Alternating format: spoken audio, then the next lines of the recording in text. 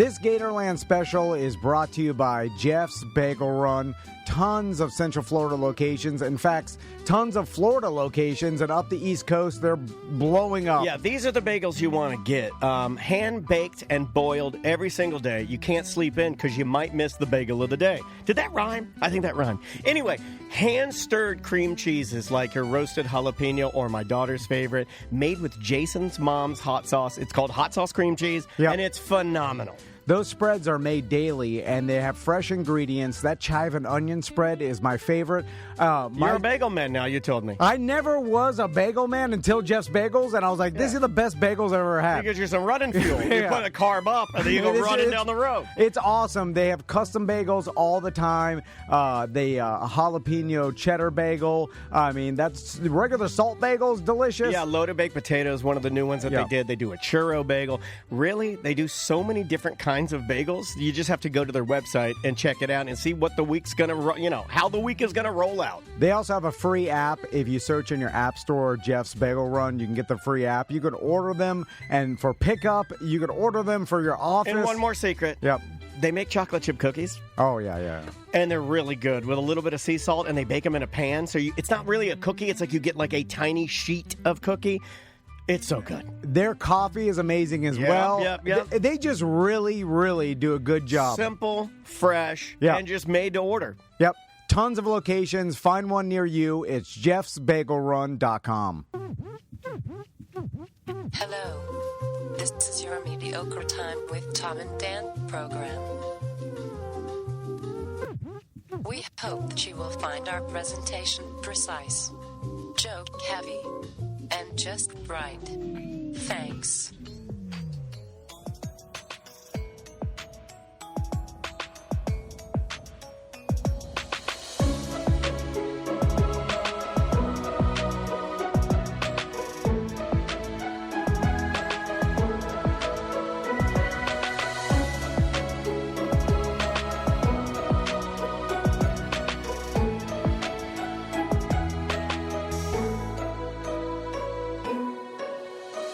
Welcome to the Friday free show of A Mediocre Time.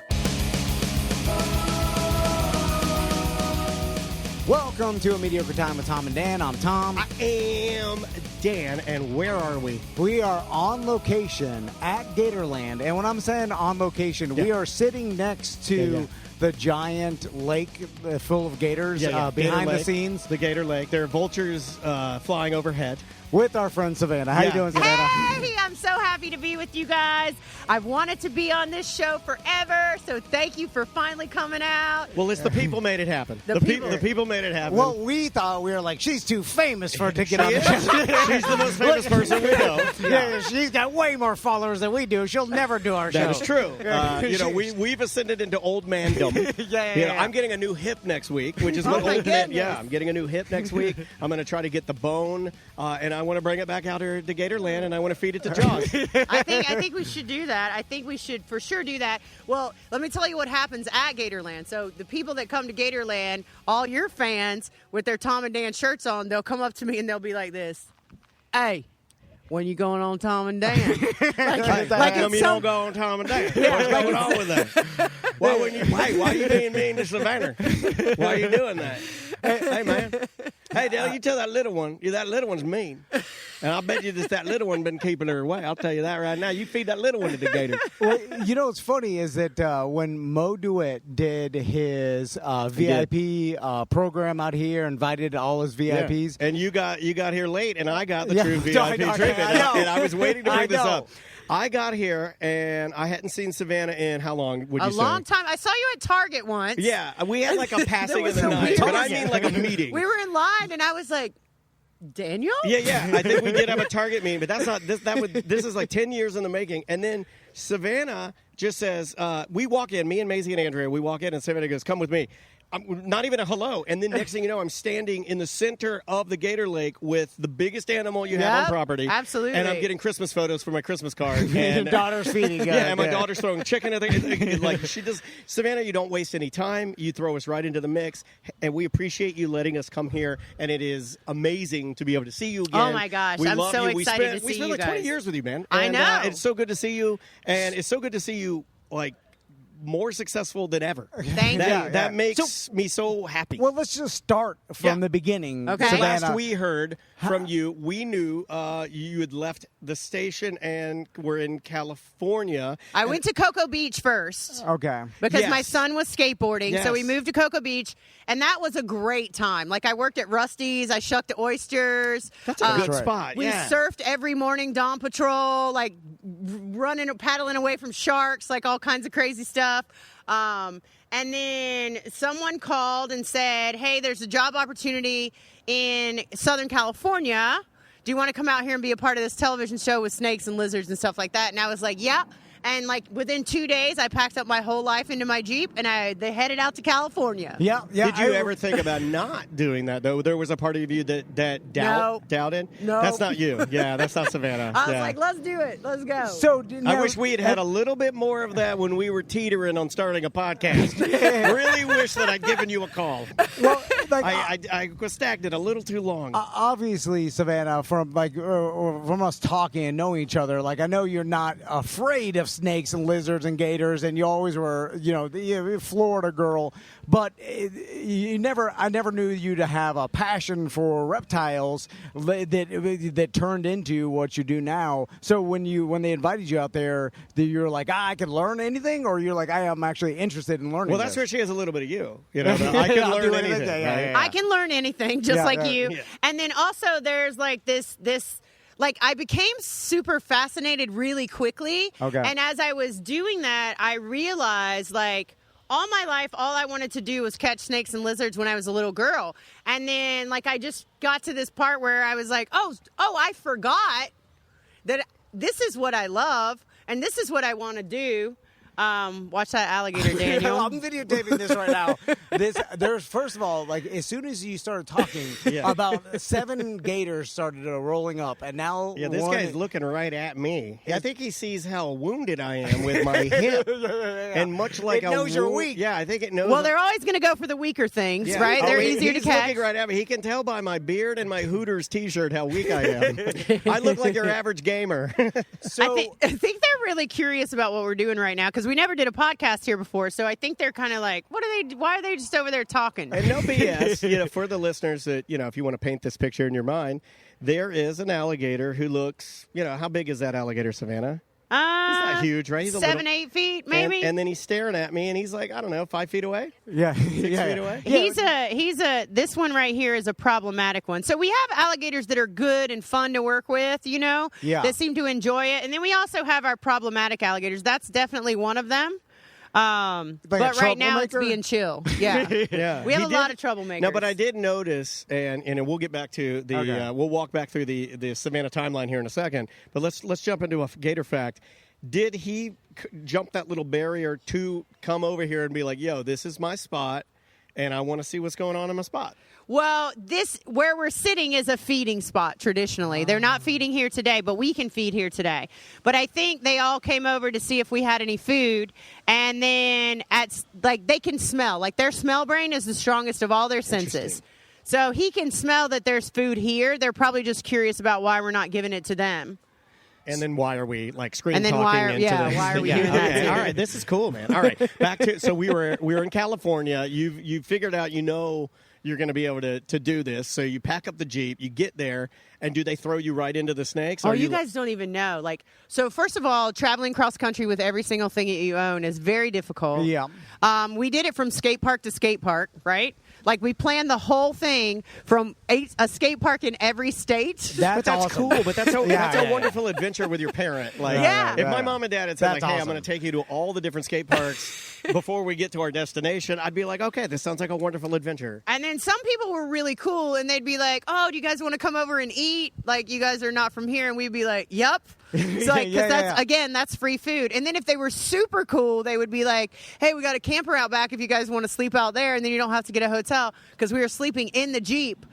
which is kind of fun, but a Jeep is small, and I'm 6 foot tall. It's tiny. Yeah, Same yeah, Jeep yeah. that I've ridden in before. But I that's an believe. awesome Yeah. adventure It was. with your son. Yeah. It definitely was. It definitely was. I did get pulled over in Texas by the Texas State Troopers. All right. And they were like, they pulled me out of the car because, like, it had gotten cold, so I had all these crazy clothes on, so I looked like a crazy lady, right? Because there was also no heat in the Jeep. Oh, yeah. right. So you look homeless in a they stolen pulled Jeep. me out of Yeah. the car, and then they went to the window and they asked my son. They were like, "Is Mama all right? Has she been drinking this morning?" And he was like, "No, she doesn't even drink." And they were like, "Has she been doing any drugs?" And he was like, "No, we're just sleeping on the side of the road. That's what normal people cough do." syrup, eh?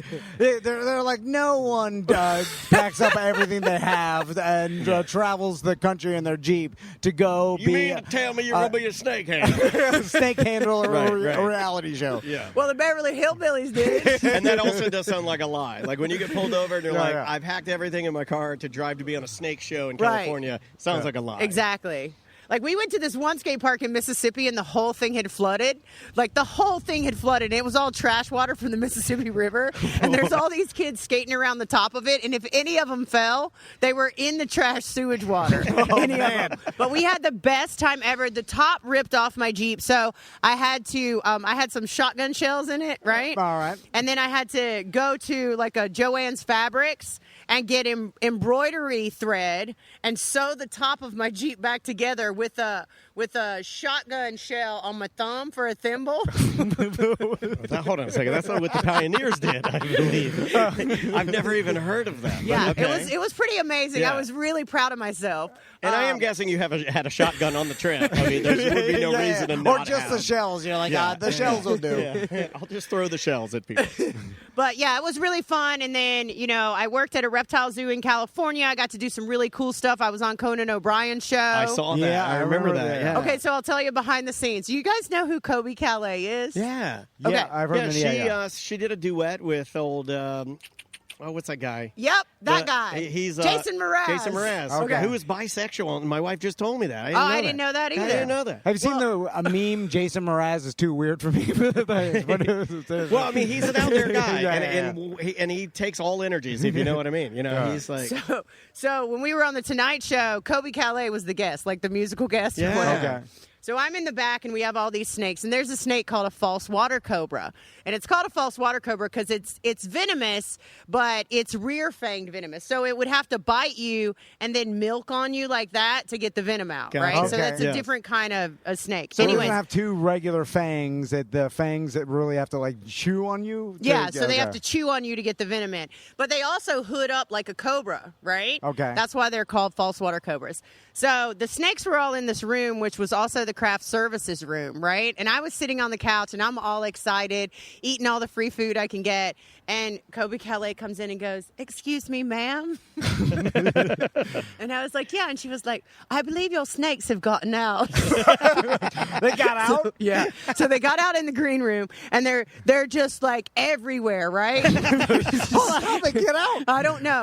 I don't remember how they got out, but I just know that cages they are got out. tricky things, man. No, because when you take a snake, you take it in a bag. Oh, in a So bag. if they- Snake bag. Yeah. So they got out, and then so I'm trying to catch them, right? And I'm knocking food over, and everything's flying, and I finally do catch them. Well, we had to take them out to Conan. We're showing them to Conan, and the snake just starts crapping everywhere, Yeah. all over his desk, Yeah. all over the chairs. And what does snake crap look like? Is It's it so gross. Is it like white and green, like bird crap? It's there's some white and green and yellowy kind of. It's nasty. I'm gonna is a bold statement, but I'm glad I didn't get the white crap gene. I'm glad that humans avoided that. So it starts I'm okay with brown crap. Doodling all over Conan O'Brien's desk and everywhere. Yeah. And he was so mad. And he was like, "Get this snake out of here right now!" Everybody's trying to clean up poo, like all of his people are. But anyways, it was really cool that I got to meet Conan O'Brien because I love him. I'm a big fan. Yeah. Well, so you that had a was lot of opportunity to do that, right? Like working Yeah. at this, when you're working with the snakes out there in California, what other type of like celebrity like encounters did you? Because were you guys supplying snakes for movies or anything, or was it more of an educational kind of a spot? So Savannah, it makes perfect sense because like animal segments and animals and media have been going together for years, right? And then if someone finds a personality like yours, they're probably like, "Oh, this is perfect," right? You know what I'm saying? Like she is super entertaining. You've got insane reps, right? You could talk, right? Because of the radio. I mean, you would never have to take a class in your life to ever so talk. I'm sure people out in California are like, "Oh yeah, but you've got the goods. You got what it takes." Did people start telling you that as you started doing media like that? I mean, was it fast or was it a grind? I think I think in the United States traditionally it's your Steve Irwin everybody wants to see. Yeah. So like if there is a girl on like an alligator or crocodile television show, it always ends up being the sidekick or the hot chick off to the side. Sure. Which, not to say that I don't think that I'm attractive, but there's never been, and this is what I say to every single studio that I pitch to, there's never been a female-led crocodile and alligator show ever in the history of time. There's never been one.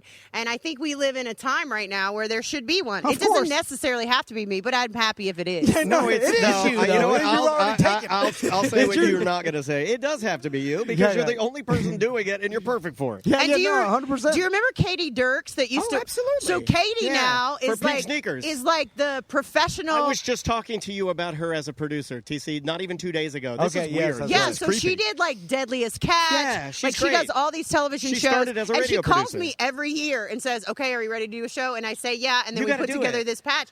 We put together a pitch, but then the studios will say, "Oh, well, we're not looking for that, or we're not looking for that, whatever." So hopefully, like a Netflix or someone like that will pick it up because Gatorland is its own show all day long, every day. Yeah. Like it is the most fun place to be. It's the most fun place to work. Like watching these guys is my favorite thing to do. Like today is like my favorite of everything. 2 friends watching alligators, feeding alligators, and talking about alligators. But that's why it's got to be you. You understand? Like it can't. Like it would. Okay, I would be very angry. What if you saw Netflix pop up and then there's some blonde girl in a cowboy hat? Hey, y'all, come see these alligators. I'd be mad. You gotta shut them down. She doesn't have the gumption Savannah's got. No, she ain't gonna do it. And you, now let's talk about. Could you do it independently? And I wish I could say that I would be supportive, but depending on who it is, I'm a bit of a hater. I would hate on it for you. Yeah. Oh, me and Daniel love hate. That's your favorite thing. God, we're fueled by it. Now, like when I'm on the radio all the time, they'll be like, "Man, why are you throwing so much shade at that person?" And I'll be like, "Oh, because obviously you guys have forgotten. This guy's coming over. I'm a hater, yeah. and it's okay, and I can be that." With now, just to fill the audience in, This guy's coming over. Throughout the time we've been talking, doing the show, now there are like a dozen 1, 2, gators. 3, 4, 5, 6, 7, 8, 3 of them 9, now 10. are close to us, but There's 10. So you're doing reptiles on Conan, and you start to do more. And I'm sure back then it's like social media starting to really become popular. Because what year is this? Are we talking like 2016, 2017? So the teens, so it's funny how much things have changed being in 2025. Like social media wasn't as big back then. It was like starting and like So what's the transition from there to Gatorland? Because how much did you learn while you were over in California about reptiles? And were there any gators over there that you had interactions with? So they did have 3 alligators, but I will tell you that I learned more about snakes, specifically reticulated pythons, than any human ever needs to know. Okay. Like there's no reason for anybody to know that much about snakes. I mean, I guess if it's your hobby. And I do love snakes. And so I learned a lot, but, it was like happen chance. It wasn't like, oh, I'm going to go here and I'm going to learn all this. Like as the days would progress, like I would learn more things and learn more things. And that worked out really well because now I have this base knowledge of reptiles. So when I came to my interview here, after applying here for 7 years, and they thought I was just some girl that wanted to take pictures with alligators, like I know my stuff. So I was able to be like, well, you don't know that because this, and this. And then my interview was very tense. And it was with the CEO of the company. No one has an interview with the CEO. That is. And I think the plan was for them to bring me in, let me meet the CEO, and for him to tell me, please stop begging for a job here on the radio. You're annoying us. Yeah, yes. Stop. But that's not how it turned out. You want him over. Because after I left, he was like, I don't know what you do with her, but hire that girl. Okay. Oh, man. And they were all like, no! Which is the best thing. Yeah. It's like, yes, I did it.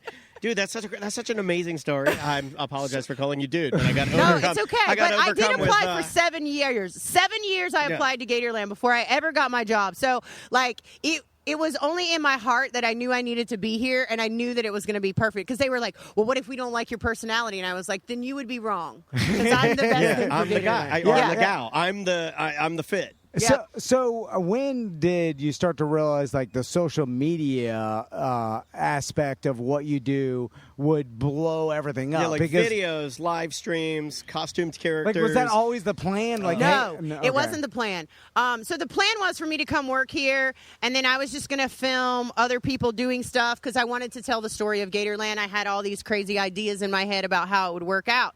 Well, when I first came to work here, and it's not like that now, the people that I worked with didn't want to work with me. Those people are all since fired, and they work down the street at another place. But in that time, I would be like, hey, can you tell me what you're doing with the snake? And they'd be like, no. And I'd be like, oh, okay. And, hey, do you guys want to go out here and do this and let me film it? And they'd be like, no. And I'd be like, oh, okay. So I really got frustrated, and then I was like, you know what? I'll just do it all myself. I'm not going to ask you guys for anything anymore. Yeah. And so, that's just like radio. I was going to say, this sounds extremely familiar. Everyone's like, I want to do something new. They're like, no way, get out of here. Yeah, you're wasting your time. But it worked out really well, and like, you know, because I had my own audience that, you know, from when the Reptile Zoo that I worked at, and then I kind of had my own audience from radio, and then the radio audience has supported me tremendously throughout all of my crazy travels, and God bless them for that. Like, well, now they have kids, and I think this is almost like a perfect place for you because they can still, you know, you still have the reps that you did in radio, but when they come here, they can bring their children, and it's like, I don't know. It's a better fit. So here's how the conversation goes every time, right? All right.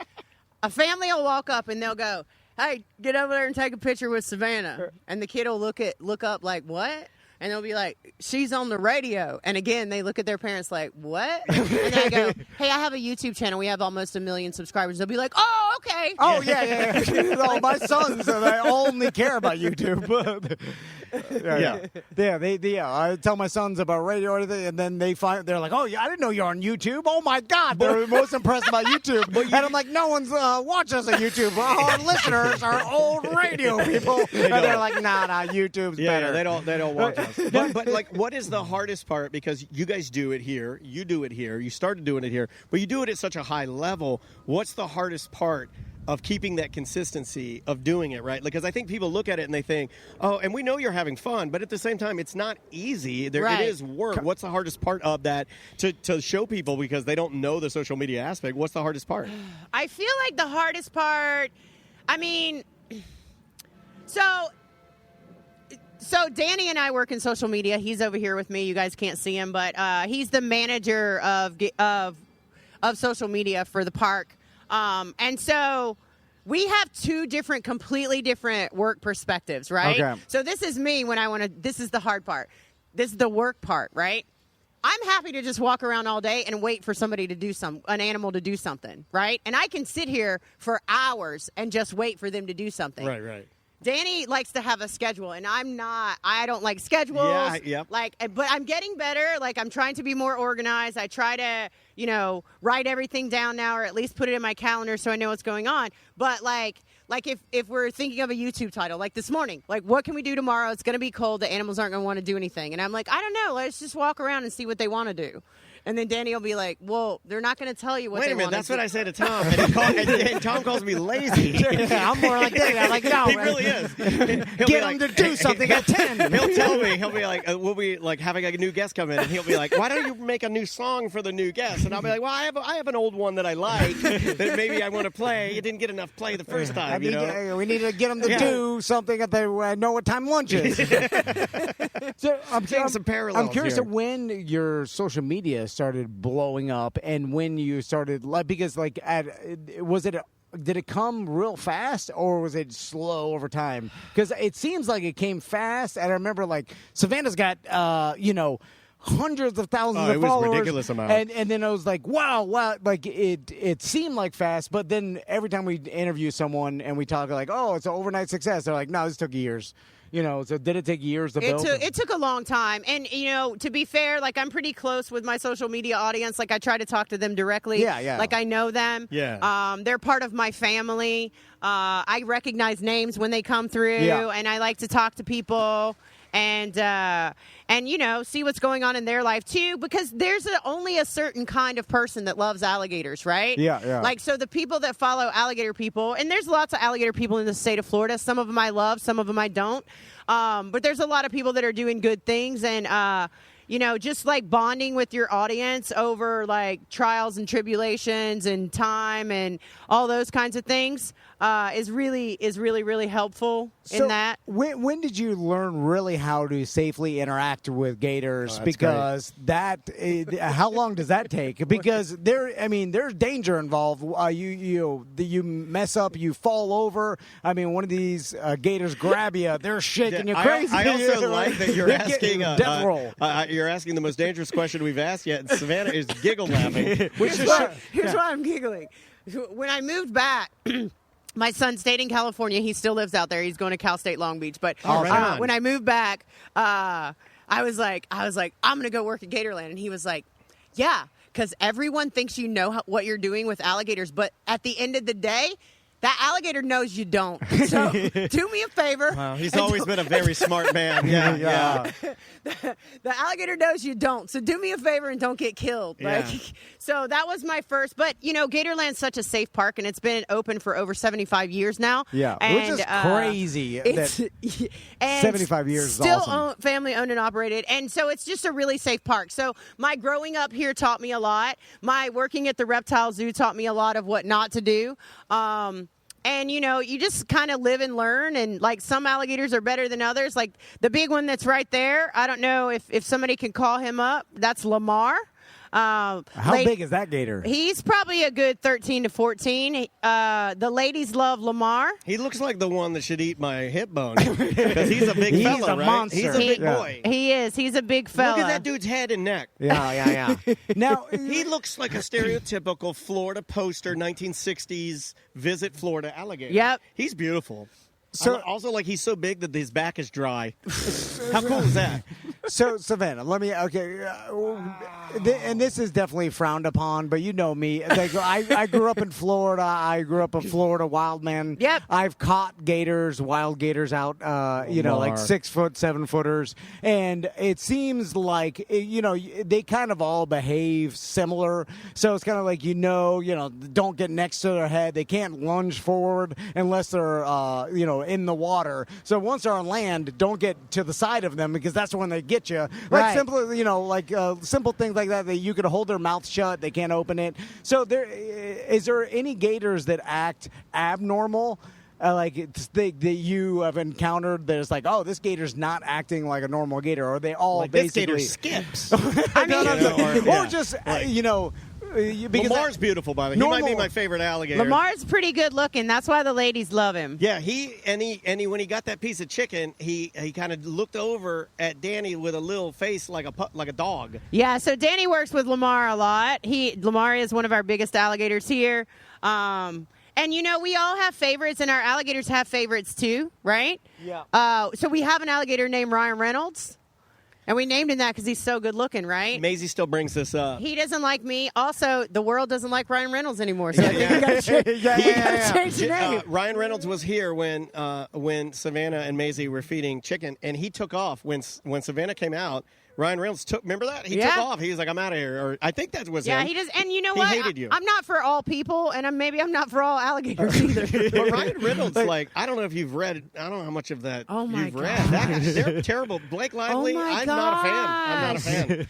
Thank you for talking people. about it. I think they are. I think they like drama, and I think they were doing bad stuff. I think so, too. Yeah, and all sides look bad. Yeah, all sides look bad. Right. But I think Blake and what's his name? Ryan Reynolds. I think they look terrible. They're terrible. But I think it's Blake. Like I don't want to blame it on Ryan, but I feel like it's Blake and like being like, do this, say this. You need a really bitchy Blake Lively gator.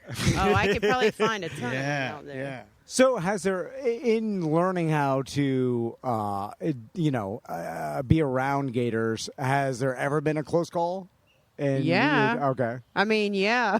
You don't have to talk about it. Yeah. I mean, nobody likes to talk about their mistakes. Anytime there is a close call, it's usually the person's fault. I mean, it's the person's fault. But we do work with alligators, and I think the thing that happens to people more than anything, and I try to never let this happen, is when people get complacent. Okay. Like we're really, really like before we came in here, like we always have another person with us, so there's more eyes on the alligators. There's more eyes, especially with the crocodiles. The crocodiles we usually go in 3 deep. Like easy, because crocodiles are sneaky. How much different is a crocodile from an So alligator? different. Okay. So an alligator would be like your Homer Simpson, right? Kind of. Okay. A crocodile would be like your Batman. Oh, all right. Okay. Damn, that's quite the difference. I'm just saying, if I had to choose That's who a I'm fighting. wider spectrum than I thought. That's one of the funniest things you've ever said. I don't know. I couldn't No, think I of really any like funny- that. I thought you were going to say a sideshow Bob. Well, I That's will completely say, I'll tell you different this. world. I'll tell you this. Okay, so for instance, when Maisie fed the chicken to a Homer Simpson, it seemed like totally fine. When we took our photos out on the island, there were multiple people around us, Yeah. and we were told to exit one way and enter one way, Yeah. and don't move, be very still. You know, it was a whole different thing. Yeah, it's a different vibe for sure. I'm curious, how do you feel? Because every time I see there's some usually redneck on social media that's in the water with a gator or feeding them, and there is some Florida, reel that is like, oh, look at this, and it goes viral. And you because probably get people- sent that stuff all the time Yeah. because you're in the world, you know. And that's the most dangerous thing to do is feeding gators, because then that's what causes Yeah. them to come over when they see humans. And that right? causes future problems. And that's right? how the majority of these guys get here, is because they're deemed a nuisance. So when someone feeds a wild alligator, then they lose their fear of humans, and then they'll approach anyone. And so that's how most incidents occur. So a lot of times these alligators that we have that are nuisance alligators, once the state deems them a nuisance, they usually either go to a hunting camp or they get taken to a farm.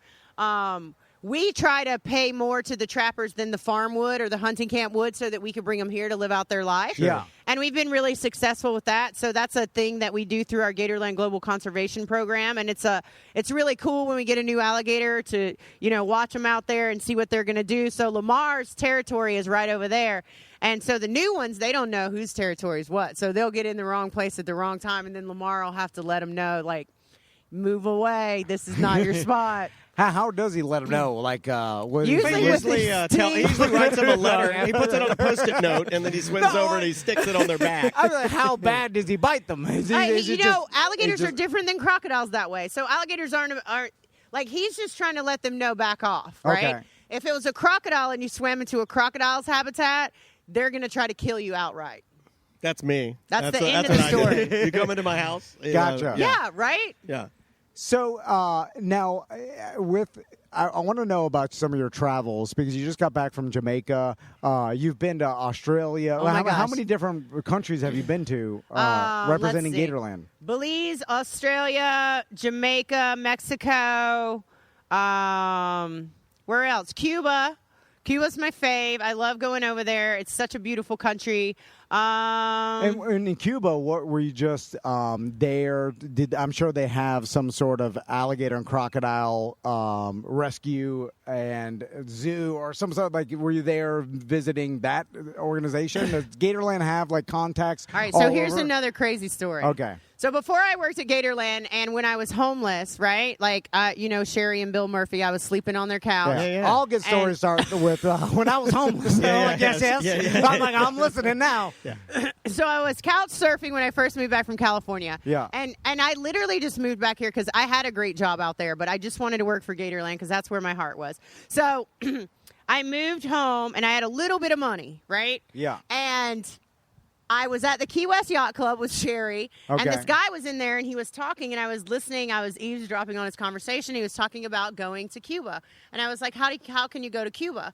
And he was like, well, we have a bunch of yachts that are going down there. It was during Obama, I think, and, it was when travel was good between the two countries. Yeah. I remember when Cuba opened up, and everyone was like, I'm going. I'm like, what? That was when Jim Phillips went, I believe. Yeah. And so they were saying that they were going to go, and I was like, well, how can I go? I don't even know these people. I'm like, well, how can I go? They're all drunk. But that's like, a very Savannah thing to ask, right? Yeah. Well, call these people right here, and they'll give you a tourist visa. And I was like, okay.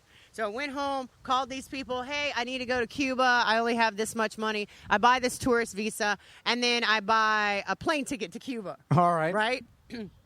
Don't speak Spanish. Don't know nobody in Cuba. That's awesome. Right? So I fly over to Cuba, and I have screenshots of scientists in my phone. Right? And I know where the Cuban crocodiles are. That's what crazy people do when they fly to places and they're like, I have the screenshots on my phone. They scream that. I know scientist Jim. So I'm at this lady's house in Havana. Sovereign citizen. And she speaks a little bit of English and a little bit. And I was like, I need to go to this spot, right? Which is 4 hours outside of Havana in the country. All right. Right? Yeah. So far away from civilization, no Wi-Fi, no cell phones. And I'm like, I need to go to this spot because I need to meet these people. And she's like, oh, okay, I'll get you a driver. And I'm like, all right. So the driver comes, picks me up in the morning. I take all my stuff, and I go all the way to Zapata Swamp, which is where Cuban crocodiles live naturally. Okay. So they're critically endangered. There's probably less than 4,000 in existence in the Holy wild. smokes. But there's a big farm there, and they use that farm to repopulate, right? Head start. Make them this big, and then, put them back out in the wild. So I go to this village, and I know no one, and I'm wandering around the village with my phone going, hey, do you know this guy? Hey, do you know Have this you seen guy? the scientist? Right. You're wandering around a Cuban village by yourself. Yep. Just, With pictures of a scientist. That's how you get killed. This Yeah. is like a Michael Crichton movie or something. And everyone was really great. Like, the Cuban people are the happiest people in the world. So we had fun. Like, everybody drank all night. We danced all night. Well, you're a fun person, too. I can't imagine people would be mean to you. They'd be like, oh, look, there's this tall woman looking for the scientist. Let's help her out. in the middle of the country of Cuba, not where the tourists are. There are no tourists. Right, There's right. only me. Yeah. And so I make some friends, and then the next day this guy comes up. His name was Angelito, which is angel, basically. And he comes, and he's like, hey, I'm a bird watcher, but I know these people, and I know you've been looking for them. And I'm like, oh, okay. Can you take me to this place where they are? So he takes me to the place and effectively just drops me off. So these scientists don't know me. Also, I don't work for Gatorland. I don't even have a job at this juncture. And you're also not a scientist. Also don't have any money, right? Because I had spent up all my money. So now I'm like at least a day in with no food. And so I meet the people, and they're really nice, and they're like, but what are you doing here? And I was like, I came to work with you guys. And they're like, well, what does that even mean? We're scientists. Right? Like, how'd you get here? Like, so we're in Cuba. And I was like, oh, I just got a ride down here. And How they were are like, you dressed? Huh? How are you dressed? I think I had on like a skirt and some boots, or like water boots, and like a tank top. Okay. All right. Like a Florida scientist. And so, for whatever reason, like, I think they felt sorry for me. But it works out really great because I think they felt sorry for me. Well, so, scientists so are then, compassionate people, I feel like. Yeah. Well, at this point, you're essentially where they're going to send you off to. Yeah. You have no money you can't even Right. get home. And they're like, this homeless person. I can't even get back to Havana at this point because I don't have enough money for the driver to take me back. So they start feeding me like a stray cat, right? And they're like, hey, have you eaten today? And I'm like, no. And they're like, here, eat this. Did you feed the Florida scientist? She's in the back room. Give her a plate of food. Also, you're not supposed to drink the water. You have to buy bottled water. But I didn't understand why I couldn't drink the water that they were drinking because it's rainwater, right? So, like, I'm filling my little busted-ass water bottle up from the little tap faucet. And they're like, you're not supposed to drink that. And I'm like, I don't have anything to drink, and I can't buy anything. And they're like, okay, well, I guess she's just going to do whatever she wants to do. She's tough. Yeah, you did like the Steven Spielberg a little bit. But we all became best friends, right? All right. And so when I left, I got their email addresses. I was like, I'm going to be back. And they were probably like, please Thank you don't. for feeding me, scientist. And you won't regret this. I stayed in touch with them. So when I came back, I got my job at Gatorland. And then That homeless cat is emailing us from Florida. So I got my job here, and then I started the social media, cranking it out for Gatorland. Okay. And then my boss was like, well, what are we going to do with the money that we're making? Because at the time, social media was paying out big time. Yeah. And I They was changed the algorithm and everything. And I was like, well, I have an idea. Why don't we, instead of donating money to all these crocodile groups, why don't we do it ourselves? Like, why don't we He got me. Right in the eyeball with some doo-doo water. Jeez Louise. And my boss was like, well, that sounds like a good plan. And I was like, and we'll call it Gatorland Global, and then we'll just help people wherever they need help. All right. So fast forward, we're raising money, right? We get this money, and I'm like, I know. And they're like, well, what are you going to do with it now? And I'm like, I know the perfect people that need it, right? And so me and my boss and Mike Heilman, who's a park director here, all three of us fly to Cuba, right? Hold on, this is like a movie. Yeah, this sounds like a... When the homeless person comes and then you give them She was water, and homeless. then they leave, and And she's all like, she had were pictures of scientists on her phone. I'll be back when I'm famous, and I'll bring some money and some more scientists. see, I'm gonna save this place. And they're probably like, okay. Right, exactly. Yeah, Okay, then you homeless come back, lady. you're like, what? She came back? And so that's what happened. That's exactly what happened. We went back. This is a fantastic story. My boss met the people at the farm. We learned to love them. We You're trust connecting them. reptile dots, We're man. friends with them. And then, at the end of the day, like whatever their projects are that they need help with, we're able to give them like, here you go, take this and finish out your project. So that's how Gatorland Global kind of got started.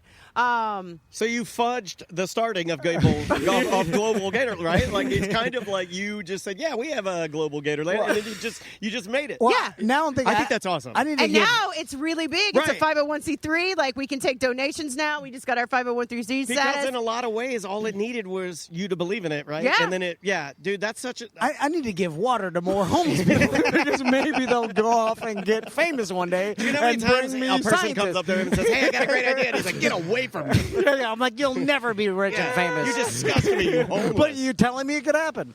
Oh, wow. What's going on with the fights down here? Yeah, they were Everybody needs to chill. picking on each other. Danny, you I want thought to he feed was some people? attacking that You blue wanna heron. throw him some chicken? Well, okay, let's... See if the heron will eat the chicken. well, this is a perfect Oh, time. we're not allowed to do that. That's illegal. We did not do that. Oh, yeah, you would never do that. No, Yeah, it's that's all like a something joke. I would do. So should we take a break and then have Savannah feed some gators because we do have a bucket of chicken. Sure. And we are going to change locations and Savannah's going to show us around a little bit because we're sitting at a place where employees feed the gators. This is a really calm, like kind of a chill. It's nice here. It is, huh? Yeah, it's cool. I like sitting here. I could sit here all day. You This know would what? be a great place to have a cup of coffee and a cigarette, even though I don't smoke anymore. But man, that would be awesome. Cigars. Yeah, cigar. Cigars. You get used to sitting like 10 feet from a giant 13-foot alligator fast. It's like You when do. we did the Playboy Channel Dan Cummins TV Yeah, show. you get used to nudity like that too. We had like these women who were just walking around like fully nude, and then I'd You be get like, "Hey, can you desensitized pass by me a it. banana? I'm hungry." It's like that with gators. Yeah, we were like in LA walking around. But I guess that could be the dangerous part because, like you said, you get Complacency. complacent, and then it's like that old man in the golf course that threw a golf towel over and then it grabbed him Oh, crazy. man. I don't know why I think about you every time I see that video. Because that's going to be me, Savannah. Yeah, because he Because does I'm going say to tell that. my old man drunk friends, like, I used to catch gators when I was young. We but my allegedly have been on a reflexes boat are- before drunk, and then maybe allegedly he turns to me, my daughter, his sons, and our wives and says, "Find a gator, I'll jump on it." And I'm like, "No, we're not doing any of that." All right. That's your party trick. Yeah, that's what you used to do, though. Listen, back in the radio days, you can hear the zip line. Yeah, no, I have been out on airboats with listeners, Yeah. and maybe in the middle of the night, and they, I jumped on a tiny gator in the middle of the night. Don't do that. You know, yeah. You're not supposed to do that. But I'm it's illegal. just going to say for my benefit, it is illegal, and you probably don't do things like that anymore. No, not anymore. certainly not. But man, Statute I of want to. I only don't do it because I'm going to be that old man with a golf towel, and it's going to be shake crazy. Oh, he's gonna whip your arms off. Yeah. And then I can't roll as fast as it rolls. So I'm like, oh, But you roll think my you arm. can. Yeah. Okay, let's take a break, and when we come back, we'll feed some gators, and then I feel like Savannah will teach us about alligators. Love it. And we really appreciate you doing Yeah, this again. Thanks I'm again. so happy you guys are here. You guys got to come out for Gator Palooza, too. And again, come out to Gatorland. It is a really awesome, I feel like how many acres is Gatorland? 125. 125 acres. How Yeah. many gators? Over 2,000 alligators and crocodiles. I That's a lot. I took my That's wife a lot here more than I thought. for her 30th birthday to go ziplining. I'm just saying because I'm husband of the year, and she loved it. And we ziplined, and I'm gonna bring my sons back because last time they were here, they're It's like, a oh, rank to zipline now, right? Like it's one of the best. Oh, yeah. Like it's not a definitely top BS. rank. It is a legit, like, talked about on zipline blogs zipline. Yeah. Like, hey, this one goes over Gators, and it's a destination. So, yeah, you should definitely check it out. We're live at Gatorland, and we will be right back.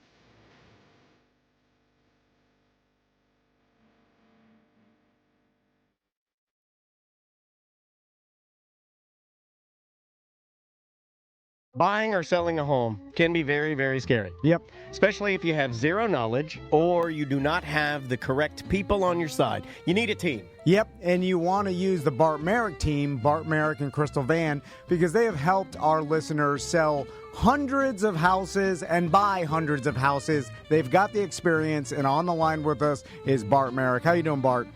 What's going on, guys? How you doing? Good, man. So, Bart, if someone's looking to sell their house, what's the first thing they should do? First thing we do is typically Crystal and I come out and take a walk around the house with the owners and just see if there's anything we can do to recommend prepping the house for sale. Okay.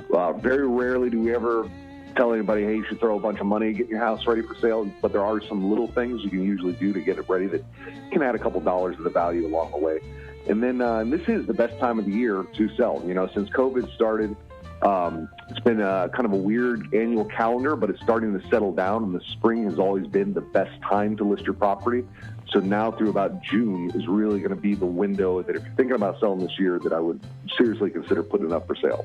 Interesting. And even if you are on the fence or don't know what the best strategy, just call Bart and Crystal. They'll tell you. They'll let you know. They'll give you the It's always knowledge. better to get advice, right? Like, I mean, And well, I'm not talking to you, Tom. I'm talking to I'm talking to everybody else. Oh, I right? know, I mean, because Crystal, I hear her talking to Bart all the time. I know. So even you have used the Bart Merrick team. I'm basically a realtor at this point. So you think you're the like? So are you part of the team, unofficial member? Well, of the team? I feel like I'm support. Yeah. You know, like like an opening band. They could put me in at the end if they're in. You know, why is Bart laughing?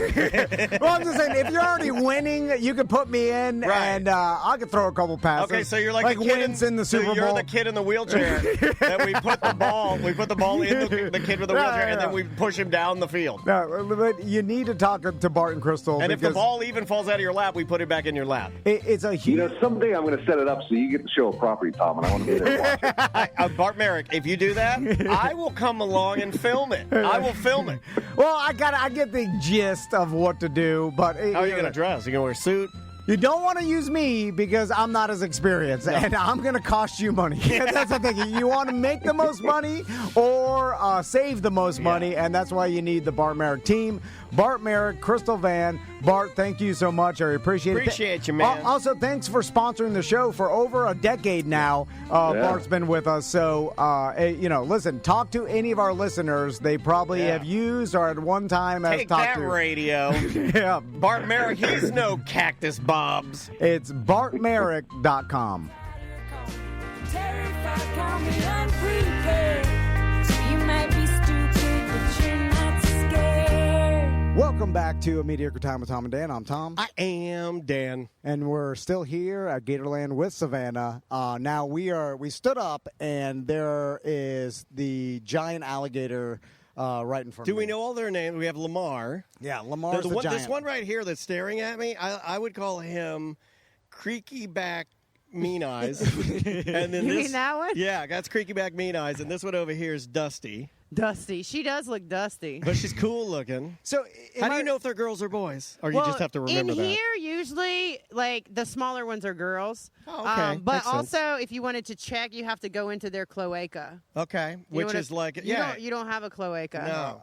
I got one. But I am. But most people do mistake me for a female alligator because I am so slight. So, Yeah, Savannah, so you have to put your finger in and feel around, and if there's something in there, then it's a man. If there's nothing in there, then it's a female. okay.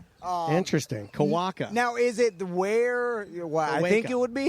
Yeah. Okay, all right. Yeah. All right. But everything comes out of that one spot. Yeah, Like a bird. Yeah, like a bird. Yeah, yeah, Birds yeah. have kawakas too. Or Kawakas, yeah. snakes have that, right? I always want to do that. Yeah. Yeah, that's perfect.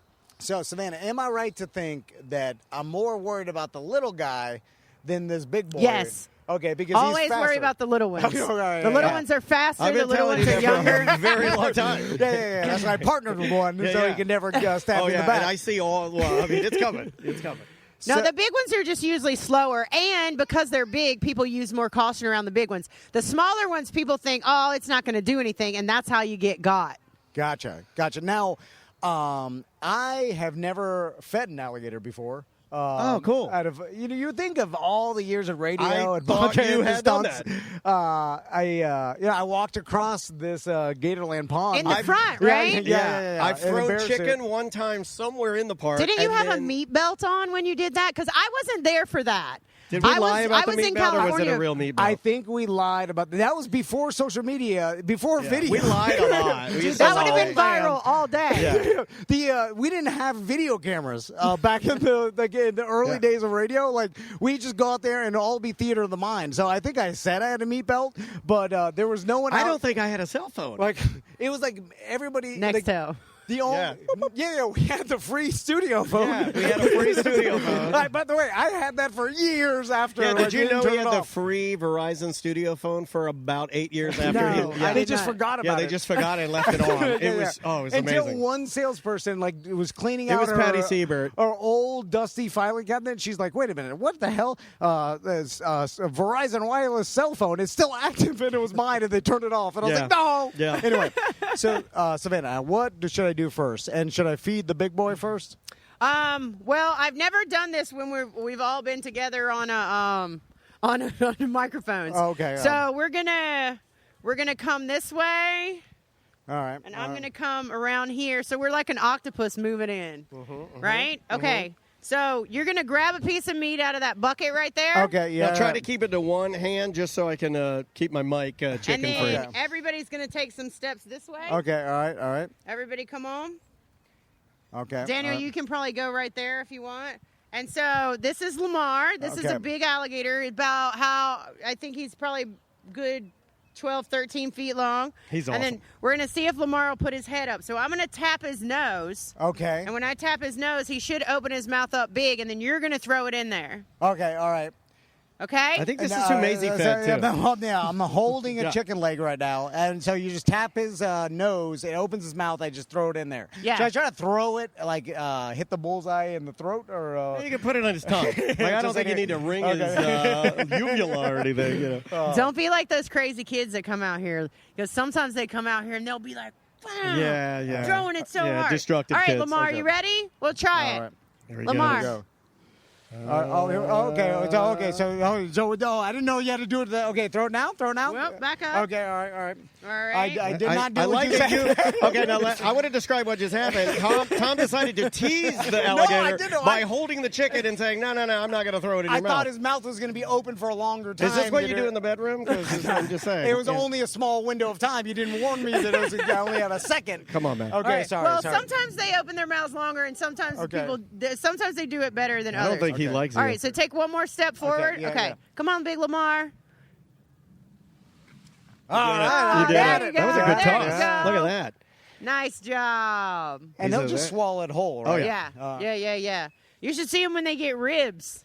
They like ribs. Huge ribs. Now, Like I a whole find rat? that all animals in the animal kingdom that are meat eaters prefer pork. All of them.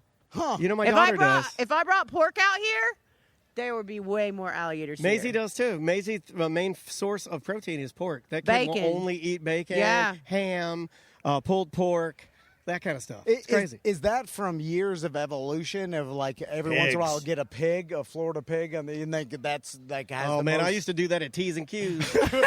Bring me home a Florida pig. Sorry. I forgot that was even a place. Yeah, oh yeah, we spent some time there. Oh my We're gonna start doing more shows with you. I'll bring up some terrible memories. Oh no. So even though Lamar knows we have a bucket of chicken, He's cool. it's just gonna wait for it. Yeah. because it knows that it's basically it's not domesticated, but it's just is it So trained? when they all come to eat here, when they do the big feedings here, when they all come to eat, if they break the line, if they try to go over the top of everybody else and break the line, they get sent to the back of the line. Okay. So that's a lot of energy for them to come back again. So they're not trying to break the line. So they Matter of fact, I should have drawn a safety line, but I forgot. So they've literally learned not to wait their turn, because if not, you'll send them to the back. So Right. Now, when we put new ones in here and they go rogue, like we just put 2 new ones in here from another pond. Their names are Lightning and Metallica. So the first day they came in here, and they're not very big. They're smaller than all these guys. They stormed the beach and went after everybody. Oh, my God. They went after the guests. They went after the trainers. wow. They went after everybody. So they're shunned right now. Oh, yeah. And they can't come back for a They'll while. be pardoned. It's okay. Yeah. I mean, they'll get to eat. One of Look. them stole Pelosi's laptop. Took off through the swamp. And so how much do they eat a day? Because is it true also, like, every once in a while there'll be like some 17-foot gator that's lived in captivity for a long time, and they're like, oh yeah, they'll grow as much as you feed them and as big as their environment is. Right. But there has to be a limit, right? Or I mean, I think they keep growing as long as they live, but just like people, once they get older, they don't grow as fast. Okay. Like it slows down. Like you see how Lamar has all those big teeth. Now, normally he would have more teeth coming through, but as he gets older, like the teeth don't come through as quickly as they would before. So, How long can he go, or an alligator the size of Lamar? any alligator at Gatorland can probably go 2 years without eating and be Really? fine. 'Cause they're pampered. They are all full. They're kept boys and girls, right? Yeah. Yes. And they'll I just- think that people need to understand that, though, but that this is a very awesome place to chill out as a Florida alligator, right? Like, I think some people have a misconception about whether or not, like, oh, what is this like here? It's like being at a resort for alligators, Right, Yeah. it is. And they get to eat good. They get as many females as they want to breed with. They don't have to worry about any threats like they would have to you if they were wild alligators. And we're just happy that we can save as many as we can That's because we cool. love them. And study them. But they do get protect bougie, them. I will tell you that. Oh, Well, see, he's mad now. He's Lamar, leaving. what happened, buddy? I don't know. We didn't feed him fast Somebody enough? said something wrong. Yeah, now I have noticed you, that. Can you Lamar. explain a little bit of how, like, it doesn't seem like loud noises change what they do. It could be really anything. Like, It could be really anything. Like it could have been the stroller. It could have been anything that sparks them. crazy.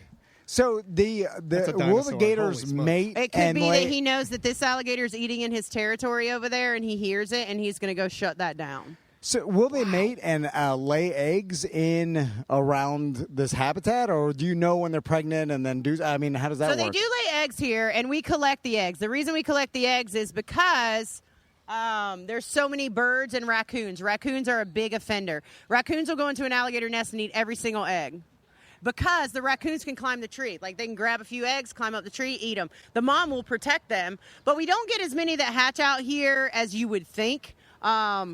The nests that come through here, most of our females are kind of older. And as they're, just like women females, as they get older, they don't have as many eggs. So we don't get as many as people would think we got. Yeah, and based on my wife, they get bitchier. Yeah, so, yeah, that does happen. Yeah, that is a They get hot consequence. all the time. I don't know. So why are you always Do any of hot? the gators out here complain of it? Can we go underneath the cover? Yeah, is this We our rating? can. Okay. We go. Here, let me grab my bag here. So now you mentioned that is Lamar one of the biggest gators in this habitat? Or Lamar is, is one of the biggest. Okay. Lamar is huge. So there's several really big ones. Lamar's one of them. Jaws, the one we saw on the other side. We could go see him maybe in a little bit. But Jaws almost got killed by Lamar just with a head hit. Because sometimes if they just hit heads, like they can get a concussion, in which case they'll sink to the bottom and they'll drown. So Lamar hit Jaws in the head so hard that I thought he was never going to come back up. Oh, wow. And then Jaws came back up and tried to fight him again because Jaws doesn't make sense. I think he's got a little man syndrome. Like, I think he thinks he's bigger because he's older, but Okay. he's not big. So we had to separate him from the bunch. And Have you ever found an alligator with a note pinned to its chest saying "Study my brain" because of CTE? Right? CTE. Yeah. I mean, it's got to be. I mean, like, I'm making a joke, but it is what you're doing. You're just slamming your heads together, and then you wonder why people get hurt. How smart are they? Because it's like I know. Okay. Well, You we'll told call me it, that like last time when I was here. You told me that varies a lot because I saw you say a word and an alligator came up like a dog, and then I saw another alligator you were throwing stuff at, and it was like dumb as a rock. Well, I think just like people, some are smarter than others. And I also think it depends on who you ask.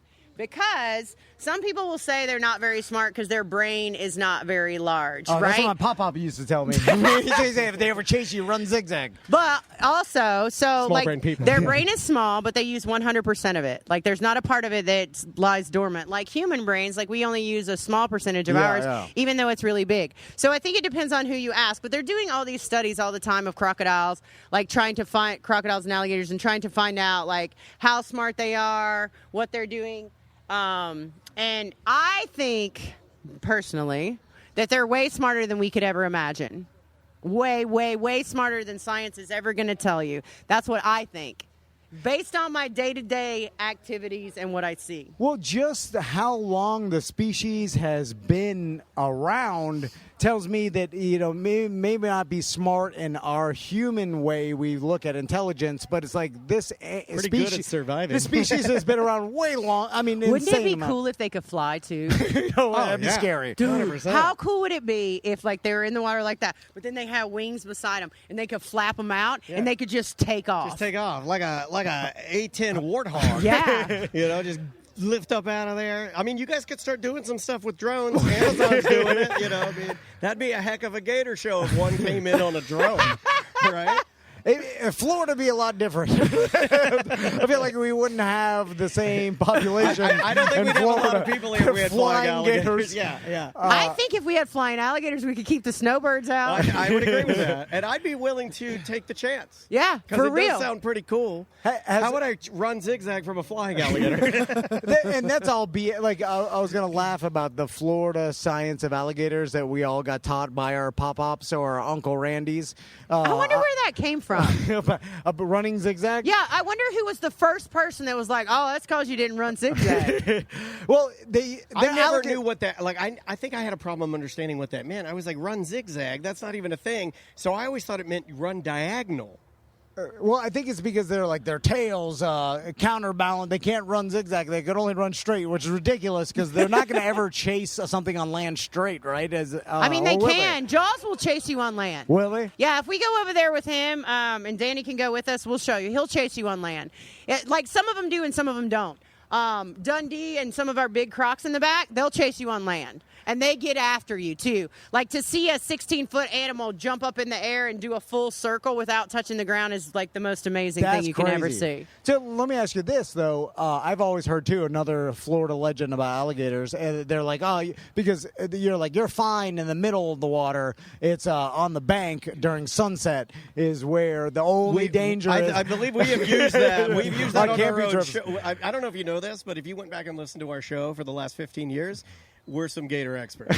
And we've said I figured you guys were. I mean, you're part of people. A lot of bad stuff, Savannah. So is that true? You're safe swimming in the middle? No, Okay. no. I didn't think that was No. true. We didn't even think it was true when we were saying it. No, so you just gotta, and we're coming up in the season where there's going to be a lot of alligator incidents, right? So, like, we're from Florida. Let's just don't be stupid, man. Come on, like. But I love being stupid. Yeah. I mean, some would say he made a whole career, and now you did exit while he went peak stupid. That's the only thing I know. Yeah, it really is the only thing he knows. I'm just saying, like, for every incident there is this year, an alligator's going to die, and it doesn't have to happen if we're just smarter, Right. You know, like It's people's fault. It's the people that go, that thing's stupid. He don't know what he's. Those are the people that are going to be like, oh, I'll feed him. Watch here, he's going to shotgun this beer for me. Pop it. And then shotgun a beer. yeah. Like, it's those people that are going to cause the problem. And then that gator becomes a nuisance gator, and then they put it down, or it can't live anymore because of that stupid right. person. Unless if they you get to us. If you see one, then you should call. Leave it alone. Or just leave it alone. Not even call. It's not going to bother you. Yeah. I think too. Like what's great about Gatorland is it does teach non-Floridians about gators because people have an irrational fear. Every time I'm in a different state, they're like, "Oh, you got alligators. What's that like?" Well, that's like, what I was going to ask bizarre you. to Have them. you ever had somebody come in here and lose it? Because it is intense. I mean, yeah, like in this area when we do the feeding, sometimes people lose it. Sometimes people get really scared. It just depends, on the person. Like we're like really, really safe. But the pictures you take with them all behind you and stuff like that. Sure. People get terrified. I've seen moms knock their kids down. I've seen a boy. Oh, remember Angel? Remember? Oh yeah. I didn't want to sell it out. Yeah, we don't Angel, what did he do? Yeah, well, I mean, there was some movement. And Well, maybe, Mike told them, yeah. Mike said, if I say something, get up and move. So they squatted down to take a picture. Angel was with his brand new girlfriend at the time. Yeah. And You know where you Mike met said, her. Mike yeah, said yeah. something, and Angel just got up and left her down there. She's down there. And then she was like, what the heck? And he was like, the man said move. Why didn't you move? Like, what are you doing? He's a Spanish real man. yeah. Spanish women hate alligators. No, but I They saw want nothing to do with it. a mom got scared, and then she had twins with her. She knocked them both down face first. And she was over here, and then the kids were right there, and then like all these alligators were behind them. It's intense. I mean, it is. And for people, like, do you have people from other countries come here and marvel? Like, they're like, Yeah. it's like looking at an alien, right? Yeah. Let me ask you some questions and then say what I believe the answer is. No. You tell me if it's all right. Oh, this is gonna be So terrible. if I was here with my kids, because I try to like make them believe I know everything. Uh-huh. He Because also wants them to believe he's the strongest and the fastest. Okay. Like I want them It's to. boy kids. They should think that. Yeah. And they'll be My really daughter already disappointed. knows I'm a fraud. Like she's given up on me already. But if my sons were here, I'd be like, and they'll be like, "Oh, look at all those gators," and I'm like, "Don't worry, sons. I mean, these gators are so well fed that I could go in there, jump in the middle of this lake, and they'd all run away. They wouldn't even bother me. I swim around, and nothing will happen." True or false? True, I knew it. but you got to get out fast. Okay. Because they after will. the initial shock and they swim away, they're going to be like, wonder why that thing's still out here. yeah, why is he still out there? So initially they'd be scared, but then they'd start being curious and come closer. Well, look, they're coming up again now. Yeah, because our alligators are bougie. Like they don't live the regular alligator life. yeah. Like they're living like the billionaire alligator life. What these alligators live. Oh, they are. They are sitting there and they're looking over here and they're like, hey, who's Savannah talking to? yeah. Who are those guys? Who's that little one? I think I could pull him in the water. In nature, they're way more afraid, and they're out of here. yeah. I mean, you know, if you make any sort of noise, He's coming up to get it. with an alligator sunning itself, it's scared away immediately. Uh-oh. Yes. And that's what Alligators you are want. naturally afraid of Yeah. humans. Humans are naturally afraid of alligators. Is crocodiles different when it comes to that? Like I've heard that rumor too. That like, oh, crocodiles are way more dangerous. They'll actually get you, or alligators are afraid of you. Well, crocodiles will get you. I'll tell you, since we were talking about travel, but I never told you guys this story. This most frightened I've ever been in my entire life. Okay. I was on a boat in Australia, and so there was a feed boat, and I was on a boat with a camera crew. So the camera crew was filming the feed boat. And so one of the saltwater crocodiles that lives there, his name is Prince. He's about 15, 16 feet long. Oh, man. Easy, big, salty. So we're in the film boat, right, which is not as big as the feed boat.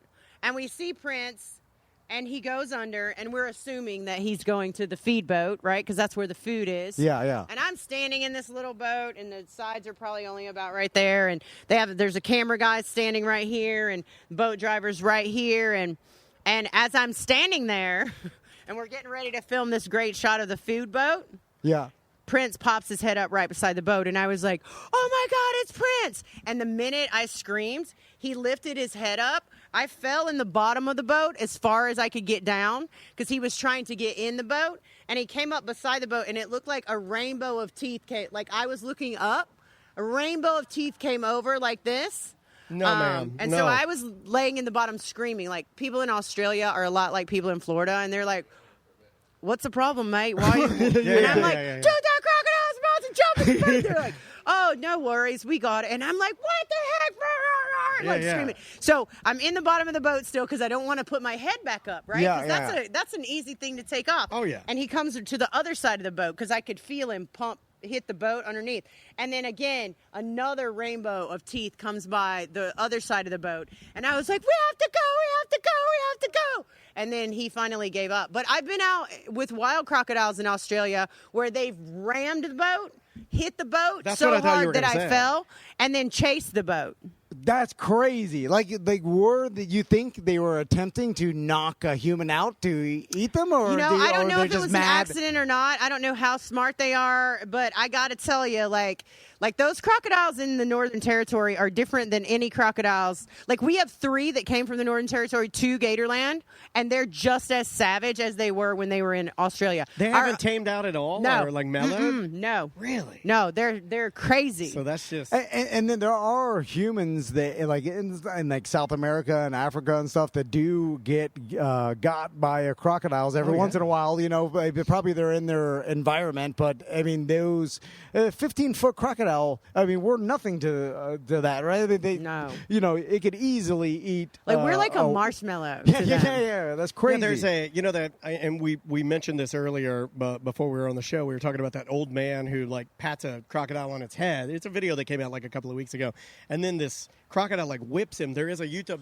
channel that went through, like, the mechanics of the crocodile and kind of how he uses the physics of his body to do that, like, judo whip. Yeah. Because he can use his tail. It's almost like their entire body does, like, a shimmy, and it's just like a boom, and he just, like, does, like, a whip. And they can do it so fast, and they can go from not moving at all to, like, moving at like laser speed so quickly. And it's like, it's no different than, like, a cracking of a whip. It looked absolutely crazy, but, yeah, that's absolutely terrifying. But again, why are you petting a saltwater crocodile in the head? Like, that's not like... You shouldn't be doing like that. those people that put their heads in their mouths in those other countries, I'm just always like, every time you get bit, like, it's on you. Like, never once have I thought, ever, and I love alligators and crocodiles. Ooh, I want to put my head in there. Not once. I was just going to ask you if I could do that. Because I was like, That is his thing. Yeah. Because I seen, and then the one drop of sweat falls on the tongue, and then it gets you, and then you're like, oh, just stay calm. Because as long as it doesn't shake you, you're okay for a minute. I have to pause those videos when they get to the part where they tell the person, like, okay, just breathe. And then I can't watch this. I can't watch that. No, it's too scary. Let's talk about best time to come out here. Like, so I'm listening to this show, and I'm a listener of Tom and Dan, and I want to come out to Gatorland, and I want to see the most amount of gators. What's If the you best want to time? see the most amount of gators and you want to see good things happening, probably okay. So for me, right, as a person that works here, my favorite days to be here are Mondays, Tuesdays, and Wednesdays, right? Because there's less people in the park, so you kind of have more room, and you can also kind of see the alligators differently. So on the weekends, it gets really busy, right? So even if you buy, like, the gator chow to feed them, like, they'll always eat, but it's not as exciting. Like, a rainy day like today, like the rain coming down, is also an exciting day because that encourages the breeding and stuff like that. So this morning they were bellowing, and now we got a little rain, so that puts them all in the mood for love. Because it is breeding season now because it's basically springtime. Is that okay? Yeah. And so alligators are on the move in the state of Florida. So y'all be careful out there. What do you mean? Like, that means if a big male is in one pond, he might kick another male out of the pond, so that alligator's going to move to another pond or a swimming pool. So they're active right now. right So they're super active right now, and it'll be this way all the way till the end of, what, August, Brandon? August. This is cooler than hurricane season. And then alligator season. Dude, we didn't even talk about the hurricane when it was here. Oh. What do you let's mean? talk about This whole park flooded. I remember you telling me that So last what time did we were you here. guys, like, so you had nowhere to stand? What did you just drive around in boats? No, we slept on blow-up mattresses that floated all through the commissary. That's terrifying. You slept on a blow-up mattress floating No, around. in a building it was floating. Oh, I thought you were floating through the lagoon of alligators. I'm like, well, you guys are psycho. No, but I kayaked this whole park and never hit ground once. Really? The whole park. Wow. Were you worried about the alligators getting from one place to another because they're so flooded? Were they traveling? We worry about the crocodiles. We don't worry about the Okay. alligators so much. They're easy to move in and out. But the crocodiles, like, we had to go do checks, like, you know, pretty much every, like, couple hours. And then, so the fire alarm went off because the building got flooded right up front. Jeez Okay. Louise. And so it was going, wah, wah. It's like Armageddon. For like a day and a half. So the whole front parking lot was flooded, all through the gator mouth, everything. And this guy came and made a video. This is just me being petty right now, but I'm going to be petty right Be now. petty, please. This guy came and made a video in front of our park and said, the alarms are sounding. It was a fire alarm. The alarms are sounding. The gators have escaped from Gatorland, right? That video goes viral in a split second, right? Oh, God, I wish I would have thought of that. That is a genius. Yeah, I mean, I would have never thought to do that because I don't think I'm that inherently evil to say something like that. So I write the guy, and I'm like, hey, man, there's no alligators in the parking lot. Can you please take that video down? Yeah. No, dismiss me.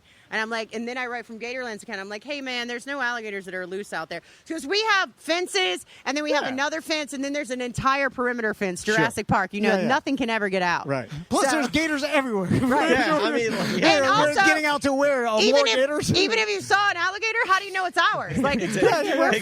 Florida. I like that. I like that. So I kept writing him, and he would not take the video down. So now the news is calling us, right? Because they're like, hey, we just saw online that your park is flooded and your alligators escaped. And we're like, no, they didn't. Like, all because of this guy's video, right? I like the news is getting their news from fake news. from social media videos. So then, not even real. So then I made this video on my social media, and I was like, hey, guys, I try not to ask you guys for favors too much, but do me a favor, and let's message this guy and have him take this video down. Well, because I never asked, like, followers to do anything, they went hard on him, right? Yeah. They They Keep those love, neighbors close to the vest. they Yeah. love a mission. Oh, yeah. He was like, Savannah, can you please take that video down? And I was like, no, I'm not going to take it down. And he was like, well, I really did think I saw an alligator in your front. And I was like, no, I'm not taking mine down until you take down every single video that you've put up on every single channel you've put it up on and apologize. And he was like, well, I don't know about that. And I was like, all right, then I'm going to leave mine. And people are just blasting. Right? awesome. People are going crazy. Yeah. And then finally he wrote me back and was like, okay, I took it down. No, that's not Hey, that's you It win. had like You 50 win. million, 100 million views or some crazy mess like that. that's social media wars. I love that. That's Awesome. fantastic.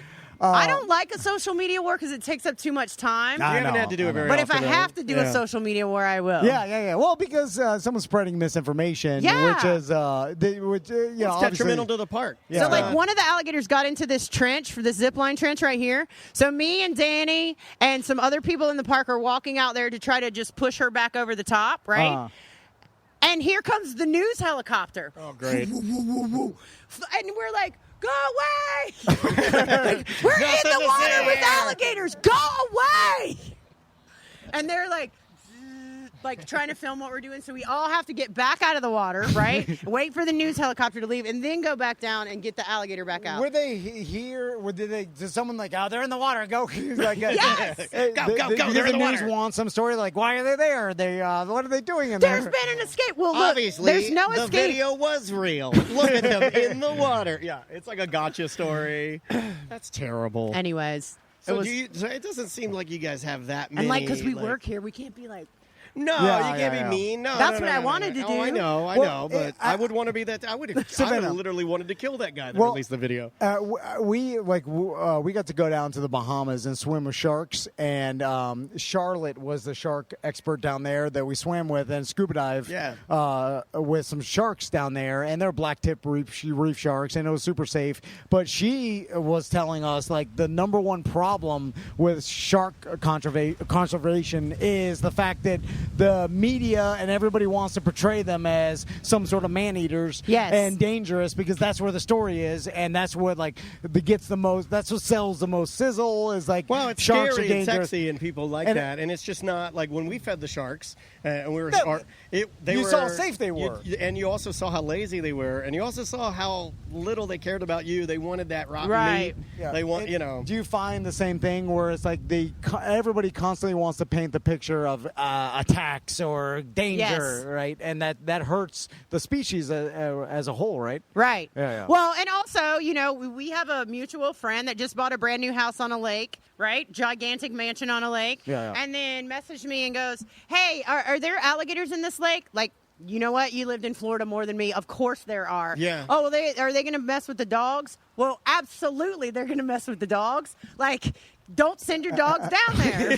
Yeah. Like, don't do that. I remember Jimmy, when he lived on the lake, he'd say the same thing. You know, Yeah, like, you can't send your dogs down there. You can't. I got a little peepee dog. Like, man, my little West Highland Terrier, he's white. He's a snack. Oh, yeah. He looks like white. a delicious snack. Oh, yeah, with a little bandana on his neck. You know, Yep. so alligator use it as a napkin. You know, Yep. like it's. It's funny that you do move to a lake and you're like, nah, I don't like alligators. Why'd you move to a lake? Yeah. Hey, this is Florida. Like, get them out of here. And then it's like, well, they were here before you moved here. Yeah. Well, that happens all the time with people moving from the north down to Florida. Like, they'll buy this big, like, waterfront property, and they'll be like, I need all these alligators gone. Yeah. No, they were totally there first. What's your problem? And if you don't mess with them, they will not mess with you. Correct. No. Yeah. Unless you let your dog go down there. We've done our get your Peace dog. River trip, and TC was getting a little bit to this when we're talking about it. We've done our Peace River trip.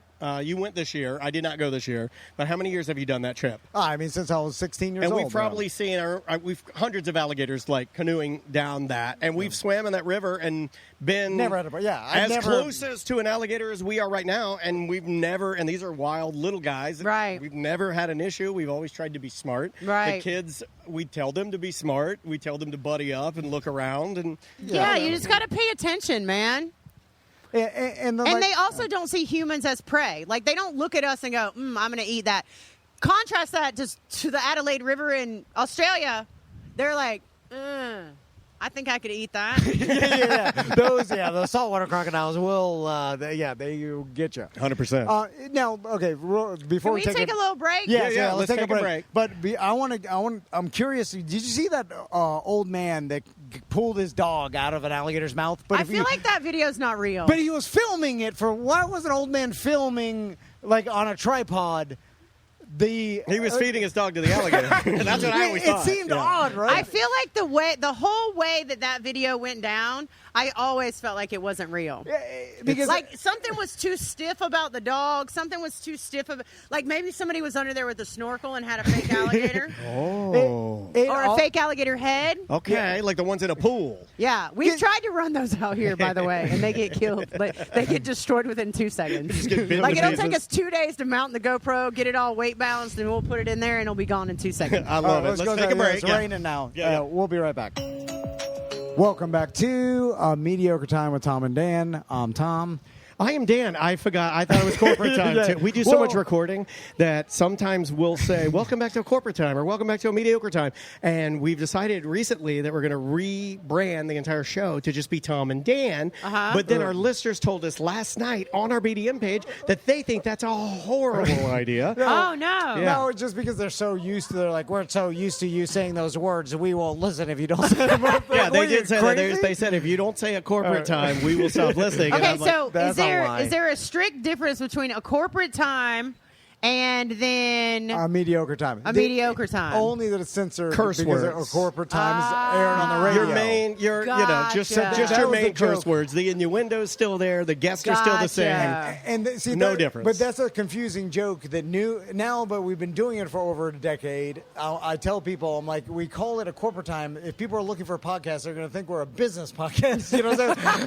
They're not going to understand. It's the sister podcast to the uncensored And the only mediocre reason time. I wrote that God. name was because Chris Kampmeyer at the time, he and I were maybe feuding a touch, and he didn't like the name A Mediocre Time, and he said, what are you going to call the radio show? And I said, well, we'll just call it A Corporate Time. So it's kind of like, it was kind of a middle finger that caught on, and people loved it. But no one knows if they just run across, they're like, what is this? But like somebody's on LinkedIn right now going, I need to learn more about business. Oh, we get emails from people that are like, I can help you with your business podcast. Right. They're going to be real mad once they hear You it. should interview all the people that send you those emails and be like, tell us about your plan for corporate radio. We also, and here's something I did forget about, and you can get mad at me if you want to, but this guy, my Tom Van, was sending emails to clients, and then the return email address was to another Tom Van that was a businessman. Remember and he was getting all of your emails. Tom Van, the businessman? Yeah, Tom Van, businessman. Yeah, there was a car salesman in like Iowa that was getting all of these business emails. This is how bad we are at doing this. So we took a small break because it was pouring down rain for a minute. Yes. It was. And then we went through like this behind the scenes area where all the like costuming and then like all of the amazing, stuff that they put up for Halloween and Christmas and the decorations and that sort of Yeah. stuff. So- Then we made our way to, where are we now? Now we are in the White alligator swamp. Yes, I was going to call it the albino. Is that you can't say that anymore? Well, you can't say albino? Why? Yeah, I'm joking. Yeah. No. So we do have albinos. These ones we're going to show you are leucistic. So there's 7 Here, let's go read the sign so I don't say something wrong.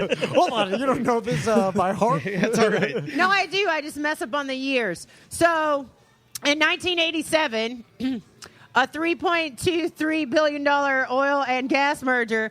Anyways, they found all these alligators that looked like this. Looked like these, right?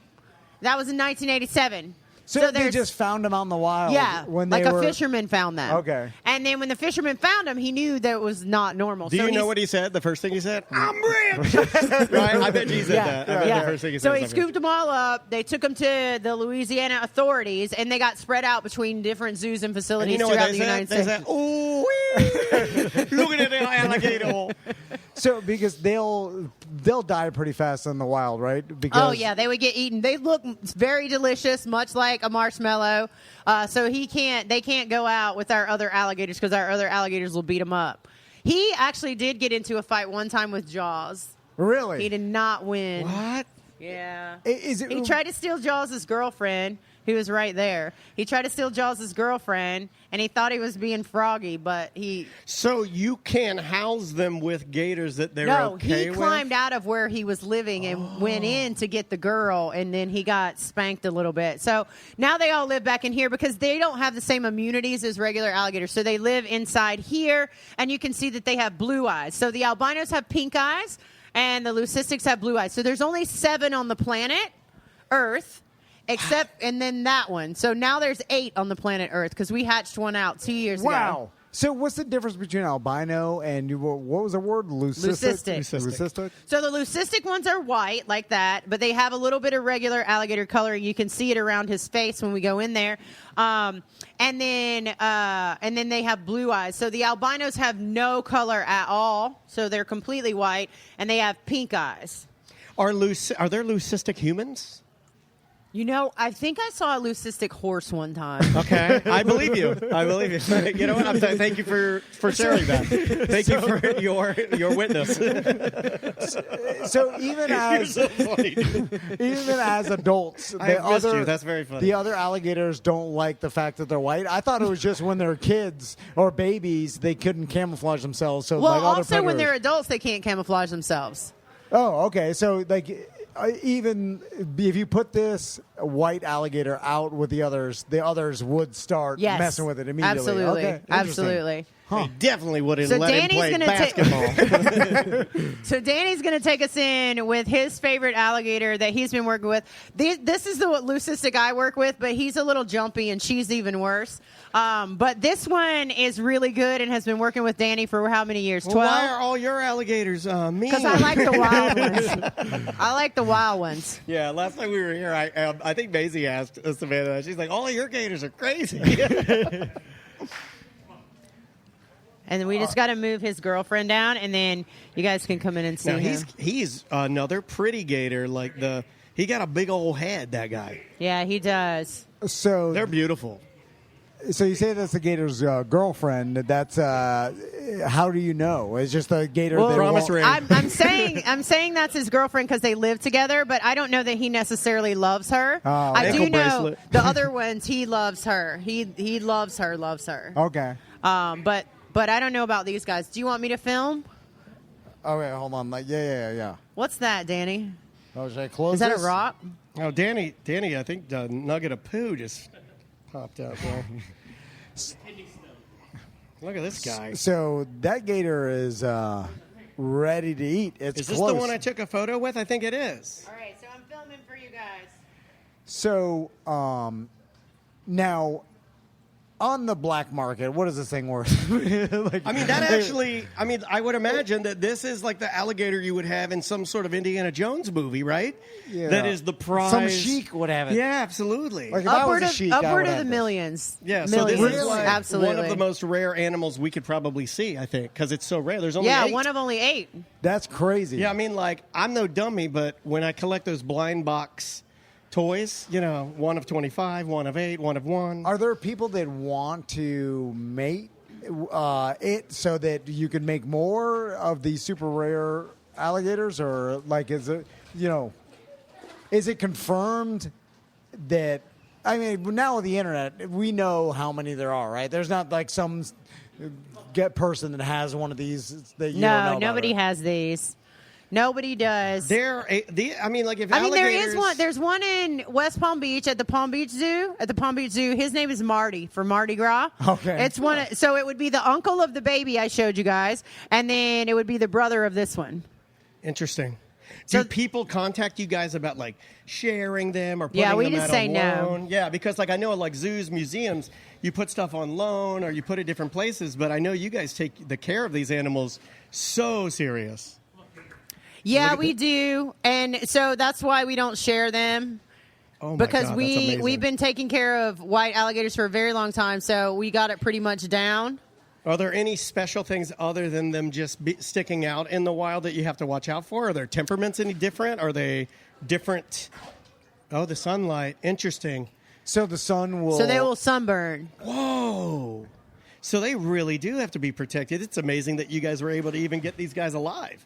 So what are the chances that another wild albino alligator would be born? Is it so crazy that you'd never run across one? It's rare, but it could happen. It definitely could happen. They'd probably be eaten or killed before no one even was realized. Because if it does happen, like we're not going to see it because wherever it happens, it's going to get picked off first. And who is this again? That's Trezos. Trezos is awesome. This is a great gator. It's crazy that just randomly someone found one in 87. And they found, how many, Danny? 14? 14. And then that led to this. And probably without that, nobody would ever see an albino gator. Can you see how close you're standing next to this leucistic alligator? Almost got your belly there. Yeah. I mean, if that had been me, I'd be.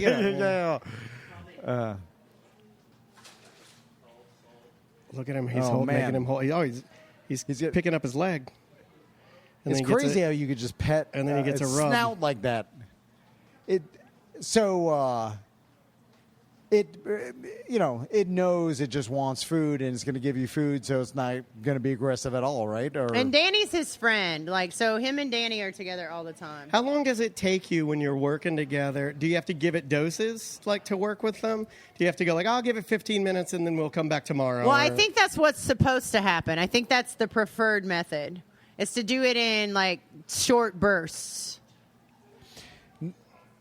Now, some of the other rescue gators, Savannah, I know, like, you just got a tattoo of Jolene. Yeah, I did. And it's awesome, by the way.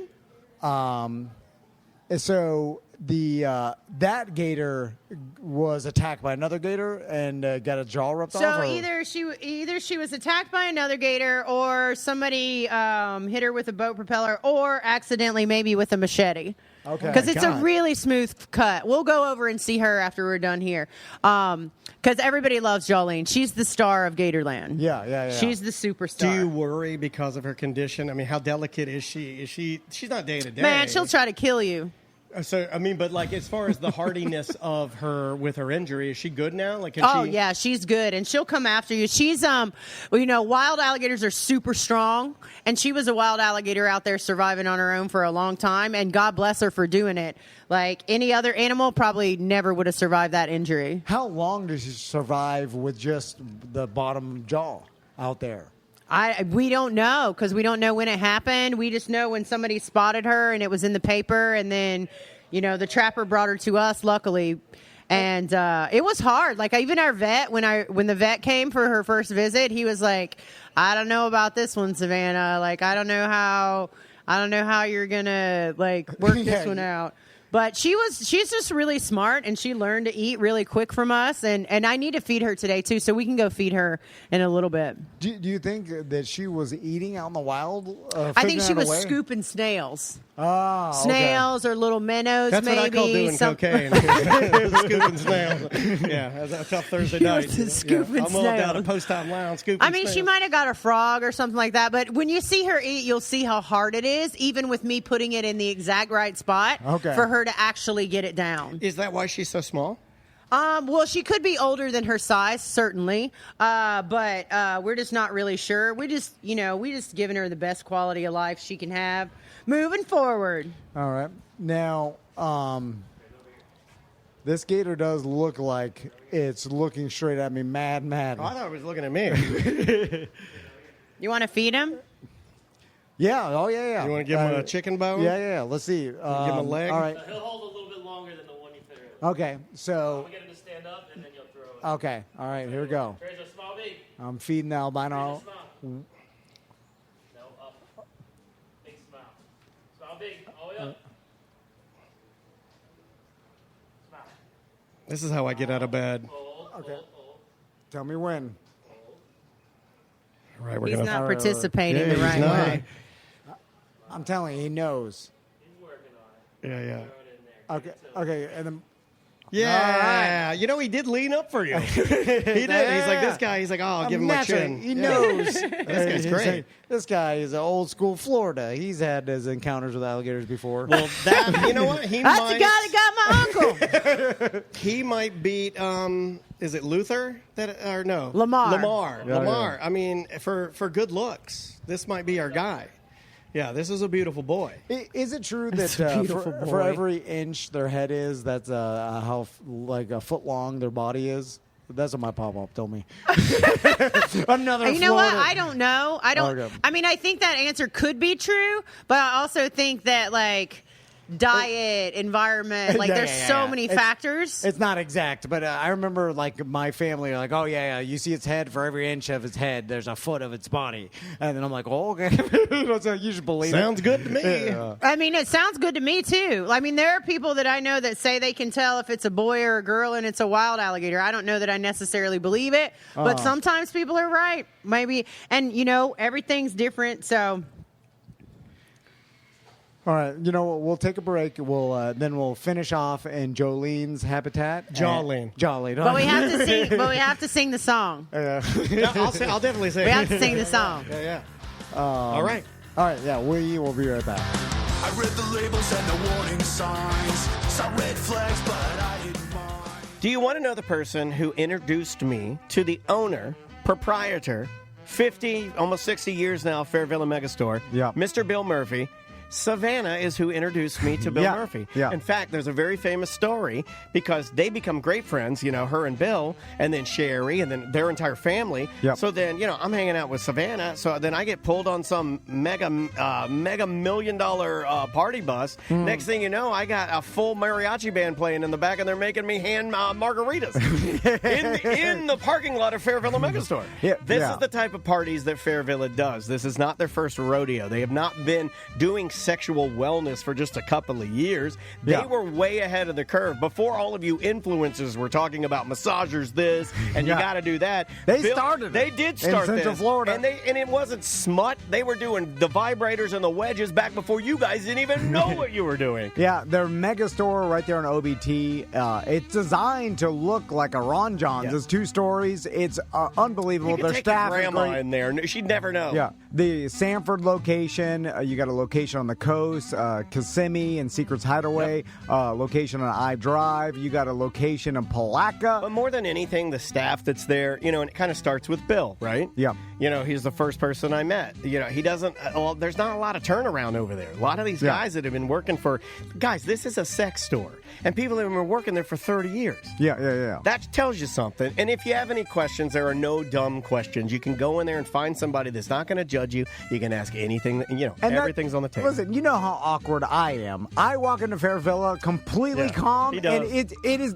You know, you would think, oh, Tom's going to be awkward. He's going to start laughing. I bet I'm your comfortable. guess back in the day, young Drunky the Bear, when he pulled up, was like, uh-oh. But as soon as you walked inside, you're like, Yeah. that's fine. And because there's mild. I mean, there's massage. There's Costuming, lingerie, roller skates, go-go a boots. great section of like gag gifts and like bachelorette party Yep. gifts, Cards. like marijuana themed stuff. Yeah, humor stuff, but not costumes. Not humor you're going to find at Target. I'm talking about some stuff that'll blow your dad's wig off. Funny stuff. Like it's like a Spencer's Plus. Yeah, and the costumes they have are great. It's fairvilla.com for all locations.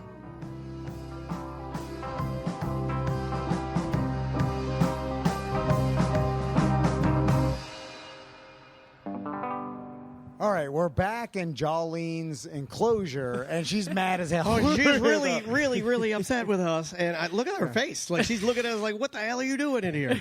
All right, so we're going to have to get down Okay, don't sit on your tattoo. I'm supposed supposed to to remind not you to of that. sit on my tattoo.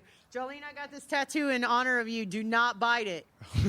She looks really mad. It would be kind of funny if she bit it, though. Just that would make me think she's superiorly smart, right? I don't mind if she bit it, but not one day in. Oh, it's going to hurt. It's going to hurt really bad. Well, could she even hurt you? Because she doesn't have a top jaw. She has a little teeny spot in the corner of her mouth that she could get you if she wanted to. Okay, and that's her secret spot. Yeah, that's her secret spot. She's going to get you. Come on, girl. Look what I got.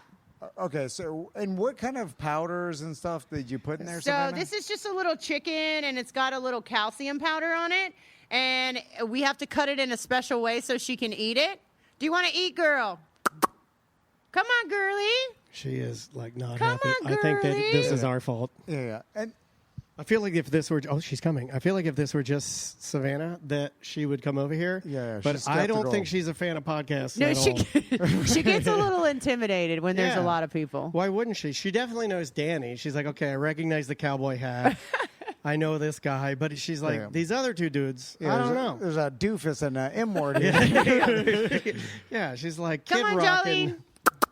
I got you, girl. Oh, she's... You better come eat. It's going to be cold tomorrow. And so for a lot of people that don't know, Jolene is missing her upper jaw. So she is a little alligator that's missing her top jaw. We don't know how it happened. It happened when she was a wild alligator. And someone took a picture of her, and the picture went viral. And then FWC sent out a trapper named Jerry, who's a great friend of ours. And Jerry went and caught her and brought her to live with us. And that was about 2 years ago.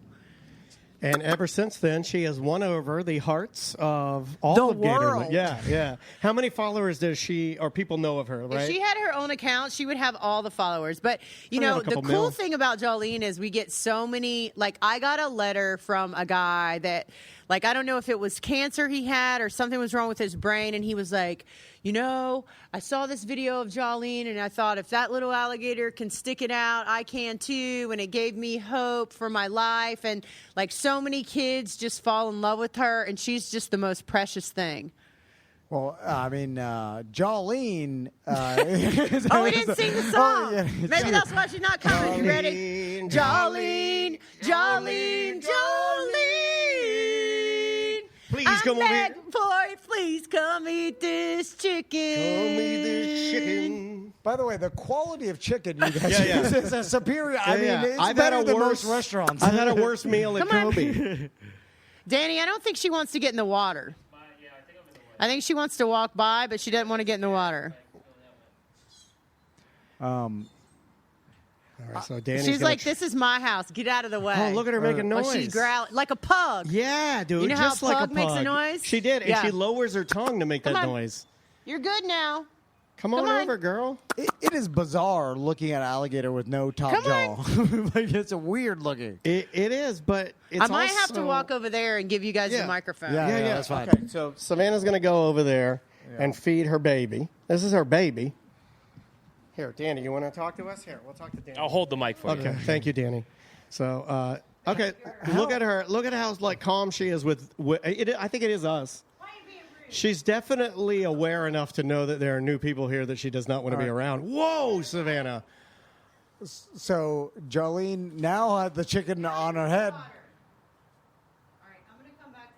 And oh wow, look at her. She's looking and she's going to get that. She can get the mud or something off her tongue. And she can go all the way under the water too, just so you guys know. That is wild that she was able to like adapt. And was she fully healed when you guys got her? Right here. Yeah, so she was fully healed when you guys got her. What's weird is the top of her head where her eyeballs are, it raises up like it would raise up with its jaw, but it looks like it's just moving its whole skull. It's weird. Yeah, she's coming to get the chicken here. Savannah's going to lay it on her tongue. And then, oh, yeah, look at her get it. Oh, bless your heart. Oh, yeah, she's totally capable, dude. Now, she is a marvel. So she was completely healed when she came to Gatorland. Yeah. But she still didn't know how to eat without it. So did you she guys had have to help Savannah her? had to kind of teach her to pick her head up so the food will kind of drop back. She has to make sure it's wet so it slides back a little bit. Interesting. Because sometimes it gets stuck in her tongue, and then she can't do much with it. And so it's look at her go. Jolene Oh my just God. learned to lift her head back and then let the chicken kind of fall down her throat. Yeah, I wish she my chomps at it. I'm not going to make that joke. I'm not going to make that joke. She is very picky. This is your baby. She's like, I don't know. I don't like it. I don't know about that one. That is nuts. And how old is Jolene?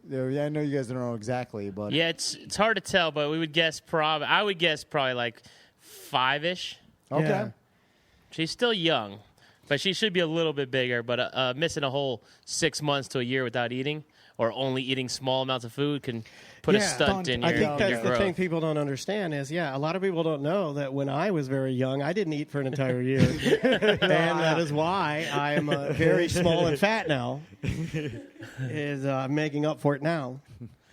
Yeah, she's wild, man. Like, it's crazy, too, to think that of her being a wild alligator and the fact that you guys don't know what happened to her. Like, I don't know, the machete thing kind of does seem...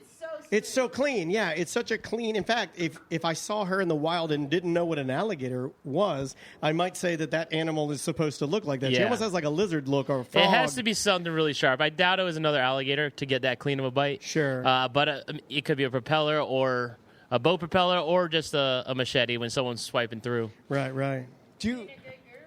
I did not know that gators got hit by boats that often. Is that something that happens?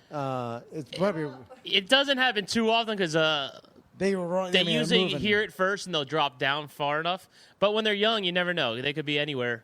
So if they're a young 3-foot alligator out there, it might have tried to run away quick enough, but the boat could have surprised them. Yeah. How often do you have to feed her? And I know all the guys around here are really kept and happy girls and guys. So Yeah. Savannah likes to feed her too much. Yeah. Savannah likes to spoil her, but she probably Yeah. eats every week or every other week, depending on the temperature. Yeah. Our other alligators, they kind of eat like once a month. They'll get their big opportunity for a big meal. Dig it. Has there been another gator in captivity with a similar injury, or like, let's say, missing its arms or something, like any other similar to Jolene that? Yeah, I've seen pictures for sure.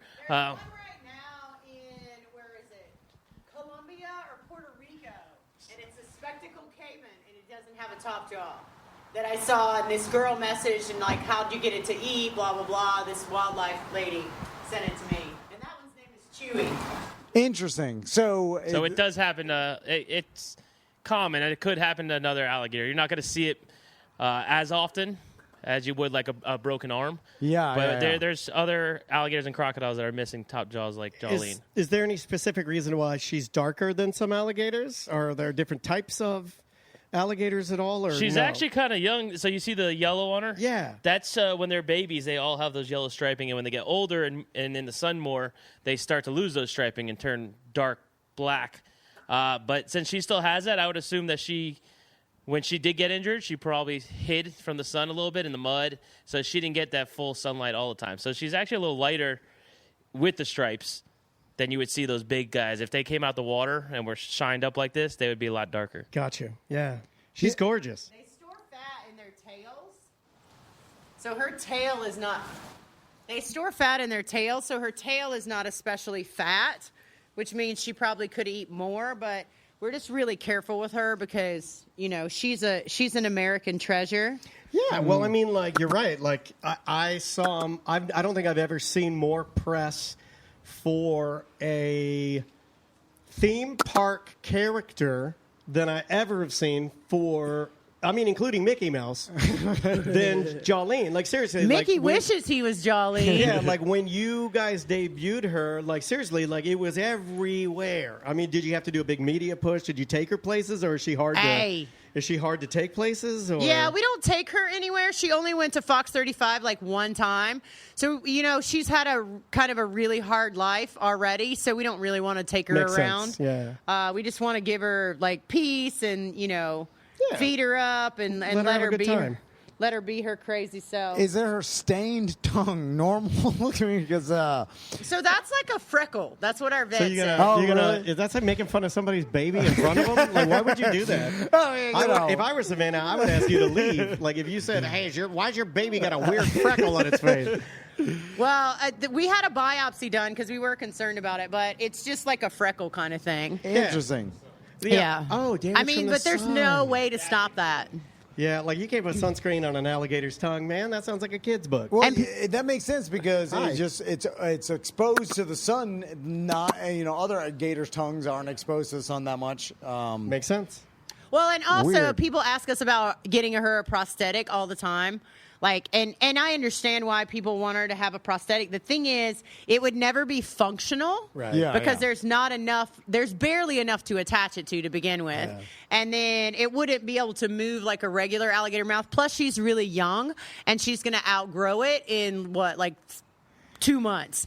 And so... Tell me about it. Like my daughter, I'm not buying you another prosthetic. I just bought you one. That's because everybody saw a dolphin's tail at the movie theaters, Yeah, and yeah. they're like, "Give it This another is jaw." way cooler than, what was the name of that dolphin? Winter. Winter. Oh, yeah, Winter. Yeah, Jolene's way cooler than Winter the dolphin. Get it, girl. She is so sweet. Isn't she? Yeah, I mean, like, okay, now maybe she might be my favorite because this is the closest I've ever been to an alligator. Well, you want to hold her? Kind of, yeah. I Okay. kind of do. Can he hold her? Can we do that? Do we do that? Yeah, I think I so. was just mad a second ago. I will tell you that she's very strong. All right. You want me to pick her up? Yeah. Okay. Well, Daniel, you're gonna. Yeah, you want me to hold her? Yeah. All right. So Savannah's getting Jolene up with a piece of chicken. Oh, she's grabbing Jolene now. Okay, she's got Jolene. So All you're right. gonna you see where my hand is right here? All right. So you're gonna put it right there. Be careful, don't put her too close to your face because Okay. she'll try to swing on you. She's really strong. Oh, my God. Yeah, it's all muscle, right? Got her? Yeah. I mean, kind of. All right, dude, you got it. You got Jolene. A lot stronger than I don't know if you can see my face. This is not a Westie. Oh yeah. This thing is all muscle, man. Yeah. And she's still got some, I mean, if she wanted to. That's awesome. Yeah. Daniel's holding Jolene. She is? Yeah. I'll try. Hi, girly. That's There you all go. muscle right there, baby. Wait, you see this little part right here? Wait, that can open up. So she Yeah. can get you if she got Oh, you. she'll pinch Gotcha. it right Just there. the The corner. bigger she gets, the bigger that will get. So the more opportunities she'll have. All right, I'll hold All this right. near you. Okay. I only say all this because every morning when I have to come in here and clean, she tries to bite me. All right, Tom is now holding Jolene. She's my favorite, but feel how strong she is. Yeah. Oh yeah. She is clawing me. Oh, yeah, she'll go whip crazy on you, dude. Like 100%. That's all right. I'm glad you're tough. And you know what? I bet you're tougher because people were mean to you. That's not cool. Yep, that's what builds character. Yeah, I'm glad you're here and you're safe. I'm glad you have 3 microphones right now. Yeah, well, I mean, yeah. That's awesome. Yeah, how cool is that? Yeah, it's cool that she never would have survived, right? Never, no way. Yeah, it's amazing she even made it this long, and then but now in captivity, how big will Jolene get? She'll A grow huge, full right? size. Yeah, she's gonna get big. She'll be great. You being a great girl. Yeah, she is. She's really, really special, man. Oh, you're stepping on your chicken. I can't get in there and get the rest of that. Oh, there she goes. Now she'll be mad. She gets temperamental. Yeah, she's definitely not a morning alligator. Like, God forbid you come in here in the morning, because if you come in here in the morning, she's coming after you, no matter Okay. what. In the afternoon, she's usually better. Like, she was good today, but she gets kind of crazy sometimes. Now we were talking a little bit about them. They're doing another similar to Tiger King, but what is it called now? It's called Reptile King. Reptile King. And we are not involved or associated. I'm just going to put that out I there think for that's the a first real- time. There's yeah. my blanket statement. Yeah. Gatorland has nothing to do with that. I'll say it for you, too. Yeah, Gatorland, not a part of that. Nope. And why would anybody want to be a part of that? I've seen all of them. I saw Chimp Crazy, and that was about the last one for me. I think that might be the last I one for me. watched half of it, and I couldn't watch anymore. Yeah, it did. That one got real sad. Right. Well, they're all real sad. Let's call them what they are. Yeah. But during the pandemic, I feel like maybe we lifted our guard a little bit because we all wanted something to watch, and we were like, wow, this is crazy. But it kind of dulled us to the sadness part. you know? Yeah. I'm interested to what your perspective is on people's idea of what alligators are, because I feel like society, similar to sharks, and this is why it was like sharks were. It was so hard for people to save them because they had such a negative connotation. Like the Right. same thing with gators is like the negative connotation keeps the public from caring as much as they should. Have you seen that? Yeah, absolutely. So, as our international ambassador, right? Like, it's very, very difficult in general to get people to want to save something that can kill you, right? Yeah, I yeah. mean, that's just as simple as human beings are. Or they're afraid of it. Right, Yeah, yeah, exactly. So while it's really easy to get people to, everybody wants to save tigers and koalas and bears and, you know, all kinds of stuff like that because they're fluffy and cuddly. But, like, these guys don't get, as much attention or respect as I feel like they deserve. And so an animal like Jolene, like what Jolene does for the masses is so important because she hits a nerve in everyone's heart, right? You see the little girls staring at her Yeah. right now? I mean, like, I don't want to scare them, but there's two cute little girls, like, literally being inspired as you're making your speech about that. And as people are endeared to Jolene, Yeah. then they also have to be endeared to the rest of Florida's wildlife. So she's a great ambassador for alligators. Now, the little girl outside just asked if the green ball is Jolene's ball. Is that her ball? It is her ball. Yeah, see, this is cool. Can I just tell you that I got her this red ball, and I had to clean it because I got it used, and I cleaned it, and I was so excited, right? And I came out here, and I threw it in the water for her, not thinking one time that it was going to sink. Like, if you knew the time I put into that ball for it to sink. No, She doesn't like it, The does green she? ball's good. Yeah, she likes that green ball. Now, I didn't know that gators liked like enrichment balls because that's kind of what I know a little bit about animal training, so I know that he they're called doesn't. No, he enrichment balls. doesn't. That's not a Are thing. they or are they That's not not a called thing. enrichment balls? No, they are called enrichment balls. You are right about that. And we do have big. We got two gigantic. They're called boomer balls, I think. And they're Dirty Jim has those. They're they're like cat proof and like alligator proof, and the alligators and crocodiles like them but once they stop moving and they're not new, they get bored with things real quick. Right. Just What's like she a kid. doing? So they'll actually play with them, like for entertainment. Like if we threw a gigantic ball in the breeding marsh where we just were, it would look like a soccer team pushing it all along the Which way. is kind of cool. We Yeah. can gamble on that. That is true. Is that Have behavior? you ever done a Gator soccer match called by Tom and Dan? No, but we should. Yeah, should we do a Gator soccer match where you and I call it and we gamble on it? Our listeners gamble on it? Because he's addicted. He's got a gambling problem. Gator Messi didn't show up again. Yeah, Gator Messi won't set foot on the... Yeah, that would be fun. Yeah. Will they do that in the wild with like? I'll do it with a child. No, but like, will they emulate that or So they'll I entertain themselves? think that like when I was in Australia and I went out with the Northern Territory people, they told me if they want to find out if a crocodile's around, they'll put a huge styrofoam buoy out in the water because they cannot resist a styrofoam buoy. Really? And then the next day they'll go back and check it, and if it has teeth marks in it, they can judge the size of their teeth and figure out how big the crocodile is. Interesting. Because they love styrofoam buoys. They'll just go bite them Yeah. no matter what. They're just they go When's the last crazy. time can you resist bubble wrap?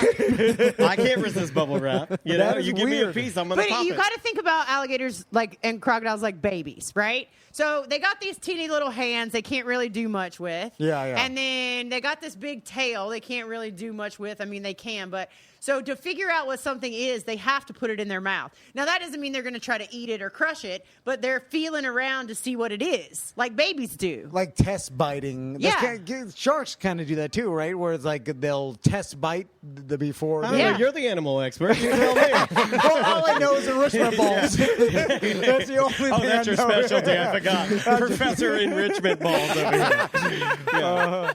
Well, I mean, Savannah, this has been so much fun. Oh my gosh, I'm so we glad can't you thank guys you guys came. enough, and this is the perfect timing too. We finished with Jolene. Best for last, I say. Best for last. Make sure you let Tom and Dan know if you want me to be back on their show more, because I had a really good time. They're going and to I want have to be you back on the show more. 100%. And the fact that I got to hold Jolene is my daughter is going to be so mad at me. Oh, so mad. Maisie's going to be mad. Yeah, thanks so much for showing us around. Thank you guys, Danny. Thank you to Mark, everybody out here. We really appreciate to the Gatorland staff for letting us kind of we made a mess in the break room. Yeah, I saw that. We made a huge mess in the break room. We thank Yeah. you guys so much. Come out here and make sure you get make sure you get your passes and enjoy the original Florida theme park. Yeah, been around 75 years, which is insane. Come get that reel, and Yeah. it's the only theme park. This is true, and I can say this for you. All right. It's the only theme park you like. Yeah, it's true. Yeah. Because I don't look at it like a He theme hates park. theme parks. Yeah. He loves Gatorland. yeah. Because it's the only one he likes is Gatorland. Because I like nature and Me too. Anyway. Yeah, and the animals are rad. Thank you guys. Thanks, Savannah. Thank you. All right, here we go. Oh my God, I'm recording. We are No back cop, on a no- swamp buggy now. No cop, no stop. Yay! Yay! I mean, boo! Yeah, man.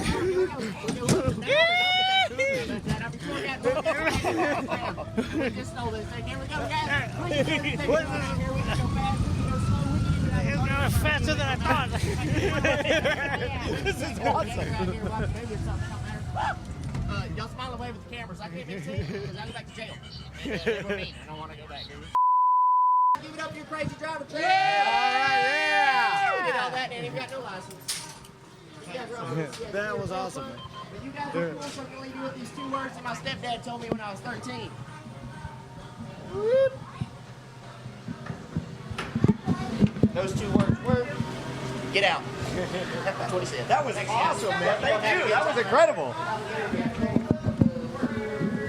Here, you want to take your mic back so we can talk about it? Yeah. It's still recording. So Okay, we can just okay. pick it up from where we were. The swamp buggy's fun. Okay, huh? that's really good. That's worth coming to Gatorland, even if you don't like alligators. I'll tell you right It's now. probably more fun if you weren't holding the equipment. If you don't like, even if you're scared of alligators, or even if you don't like, even if you don't even want to come out here, just do it for that, please. Try it, just for me, because that was rad. So when I was a kid, my pop had a place in the Everglades, and they had swamp buggies, and they had 3-wheelers. And Yeah, we this had, is up your wheelhouse, dude. This is half your tracks, family. which was like a tank track on the back. Anyway, and it was just slow. Like so, this is it is like a monster truck. How fast it was going. It hauls ass. Yeah. And there's a train out here too. Oh, yeah, the train's coming, too. We didn't even get to that. How? I mean, there's That was the first lot of attraction in property. Florida. You know that, right? The That train Oh, ride. the train ride. Yeah, we should have Yeah. went and jumped on the train. The train is the first ride in Florida. Come like on, that. let's go get on it. Can we get on Yeah, it? yeah, Come totally. on, everybody bring your mics. Yeah. Let's go. Hold on. Can you run? Can you run? Hold on. Oh, my God. Daniel's hips are broken. Oh, can't we just run on the? Oh, we're allowed to. Hold on, Savannah fell down. Hold on. Like we're gonna get in trouble for that. How's your tattoo? Are you okay? My tattoo's good. That's all. We were just a jump a train. We're gonna get in trouble for that. I feel like. Savannah's like, the train's going. Everyone start running. Daniel's hip whipping. What if We got Daniel on. fell down and got killed by the Gatorland train? I have a feeling that would be bad. But we did it. I made it in. Yeah. All right, we did it. Oh my gosh, I can't stop laughing. I can't believe I fell. What did I trip on? I busted my knee. Are you all right? Well, the train was moving and we jumped on. We hopped a train like hobos do. That's what hobos do. They don't even know we're on here. It's so far up Just like there. hobos. The conductor's like, what? Oh my God, I'm winded now because my hips hurt so bad. I'm sorry. No, I it's fine. forgot It's about fine. your It's hip. fine. I was just like, Ron, get on the train. No, we did it. Yeah. It's like back in radio days. We're doing the live stunts. She felt it. She was like, the three of us are back together. She's like, we have to do it. The energy's here. The energy's right. We got to do it again. So now we're riding the train. Well, I cannot thank you again for the most. This was such a good Wednesday, dude. This was so much And fun. Swamp Buggy is where it's at. Yeah. Swamp Buggy's fun, but this is good too. It's a little more slow paced. Yeah, I'm sorry you fell down. Now I feel really bad. Oh, don't feel bad. It was my dumb idea. Were you doing it in, like I like how boots? we just started, like, Savannah was like, get on the train, and I just started I'll running. do anything a woman tells me to do. Like, he knows that. Like, anything, my wife, she'll just say, like, jump on that. And we didn't even see, I mean, we just saw a No. small portion of Gatorland. We kinda came to- the now we're back capybaras. in the crocodiles. So the train takes you all the way around. This is the first ride, like Daniel was saying. First ride in the state of Florida, Yeah. in Central Florida, was this ride right here that we're on right now. So all these, And you can see the original, the original engine is here. It's not running, but it's up at the front. You can see it and take a picture with it. how many different animal species are in Gatorland? A lot. Like capybara, we saw fox. Capybara, foxes, panthers, crocodiles, alligators. We have all kinds of exotic birds that were people's pets yeah. that couldn't take care of them anymore. Oh, that happens a lot. Yeah. My Tom has mother-in-law- a bird. I don't know if you know this, but Tom has 8 different birds right now. You have 8 birds? No. Do you need more birds? My And we have mother- a bunch of cows we're going to go through in a I second. got some cows. My mother-in-law takes in rescued birds, so Oh. she's got. God bless She's her. running a 3 or place 4 called of them. Squawkland right now. Oh, they're screaming. It's so loud. Birds And, are so loud and yeah. so mean. Oh yeah. And she she's desensitized from them, so when she's talking to us on the phone, it starts screaming, and she's talking through it like she can't even Yeah, hear. she can hear through bird squawks. It's an amazing power. And then one, it picked off all its feathers except for the feathers on its head because it can't get those Yeah. in it, so it looks. And they rough. stress out like that, Yeah. So these are our cows. Those 2 right there are African mini cows. They're called zebu. Oh, yeah. Have you ever heard of a zebu? I have heard of a zebu. Oh, they're African mini cows. Yeah, well, they're not mini. That's part of the problem. They're supposed to be mini cows, but they look like big cows to me. CeeLo Green Oh, and is that's Felix. That's Felix the donkey. Did you know that CeeLo Green is an African mini cow? I'll cut that out. That's a regular cow, right? Yeah. Yeah, those are regular. That's Big Mike. He's the nicest cow. Dude, Big Mike is a handsome cow. Yeah, Big Mike is the coolest. And then there's Amelia, is a longhorn cattle. Serious interview question for you. Did you move to Gatorland Oh, just yeah. to make friends with all the animals? Are these your friends? These are my, well, no. These are your best friends, right? Felix, I think, is my friend, but the rest of the cows don't much like me. But this is your happy spot, right? If they built me a house right here, You'd live at Gatorland. I would live here. Yeah. She said, did you hear what she said, the swamp buggy thing? I don't know if you heard her. She wants to camp in the Gator Lake. I do. But it'd be cool to camp out They here. should build you a house out here, dude. One time we camped on the front island when you first walk into Gatorland, and a Nile crocodile came and grabbed the tent, and we had to cut a hole in the back of it to get out. He grabbed the whole tent and was pulling it down towards the water. Oh, he's going to drown you. He's gonna drown. And you guys were inside the tent. Crocodiles are so smart, they'll drown you in their tent. And you had to cut a hole in the back of We the had to tent cut to a hole in the escape. back so we could run out because he was in the front pulling it into the water. That's crazy. And how that video didn't go viral is beyond me. Yeah. But it was probably the scariest time because it was dark and his eyes were red. And every time we would turn the light off, he would run. He would come closer and closer till he finally just snatched the tent. Crazy. Yeah. There we got there's some more birds. There's some emus or ostriches. Oh, I think Danny was coming to pick us up, but I think he just called and was like, "Where'd you guys go?" Oh, yeah, he probably saw us hopping a train. You tell me jump the train. Yeah, tell him to pick us up in Sanford. We're moving cities. Oh, and then now we're behind the scenes of the show. They're Yep, doing. we're behind the scenes. Is that the- That's our croc rock, so you can climb that. You should have your kids come climb that. I know, yeah. My sons I are can't so climb lazy. it. I tried so. Tom would just want to outclimb everybody here. It was going to be my inspiration for working out because I couldn't get to the top. And I was like, that's it. I'm working out every day. But now I don't even try anymore. Yeah, I yeah, just too gave hard. up. Working out's too hard. I gave up. So how far does this train go around Gatorland? It just goes all through the back and then all the way around to the front. But it used to go over the water on a bridge. It used to go over the water on a bridge to the front. I do like the fact that you guys do some stuff that other theme parks would like not even, they'd be like, no, we're never doing that. Yeah, but yeah. I like that you guys try some stuff. Like the zip line thing to me is pretty rad. I think I want to do that with Maisie. Now, I will say... Yeah, you should come out here anytime if you want to do it. Yeah, she would love that. Do not try to jump the train like we... Yeah, don't do that. Was pretty dumb. That was a dumb. really bad decision. That was my bad. No, Savannah, she's a we didn't mean to professional. do it. We didn't mean to do it. Yeah, we're just It was an accident. We got excited. We just got excited. It was like it's like we're It was all fun. together for Yeah. the first time in so long. just We felt had like to do something energy stupid. Burst. Energy burst. See Yeah. some goats. Yep, Yeah. goats and nose. Yeah, if you got a kid that likes animals, just come out. Will a goat eat a beer can? Because I was always told that. I was always told that too, but I've never seen one try. Yeah, you'd eat a paper cup that you put the food in. That'll eat. But a beer can, I'm I like, don't think so. I think that's another pop-up urban legend he told Yeah, me. why See, would a these goat are do all that? the secret spots. All back here. This is where the alligators hide, so you can't see them. Will they get up back in there and just... Sometimes I caught one time just sitting right at the fence watching the goats. Oh, really? Yeah, he's just like, oh, look at those delicious snacks over there.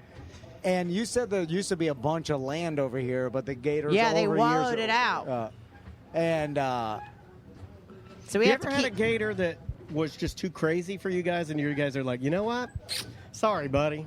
We got No, I mean the closest one is Jaws, the one that lives by himself. Yeah. Like, cause he's a madman. So you guys are made to make the concessions needed for Yes. animals that are, if you're a little wild, we got you. We're Yes. Gatorland. Yeah, I like that. That's cool. I mean, we like them to be chill. Don't get me wrong, Yeah. but. You know, if they're all chill, then people aren't learning that they're dangerous, right? Correct, Because then yeah. they think they're all chill. So and they're also not real Florida alligators if they're all chill, I guess, Right? you know? Because I've seen some stuff today that, whew, I can't believe we jumped the train. I mean, listen, I didn't even think that through. Tom looked at me and goes, what are we doing? I need to find out who the train driver is because Yeah, I I hope need we him don't to get not asked to tell leave, anybody. yeah. No, they're not going to ask you to leave. They're going to be like, "Did you take podcasters and jump the train?" And I'm gonna be Well, you like, guys playing hobo Yeah, on the but they back were of the... my friends for a long time. Yeah, What yeah. if they fell under We the used train? to jump trains back in the day. Remember when we used to have Mexican fiestas? Yeah. Yes. Did you know? We'll end with this. Did you know that Savannah and I ordered twice? We did it. Every item on a Taco Bell menu and sat and ate it in the restaurant. Did you know that?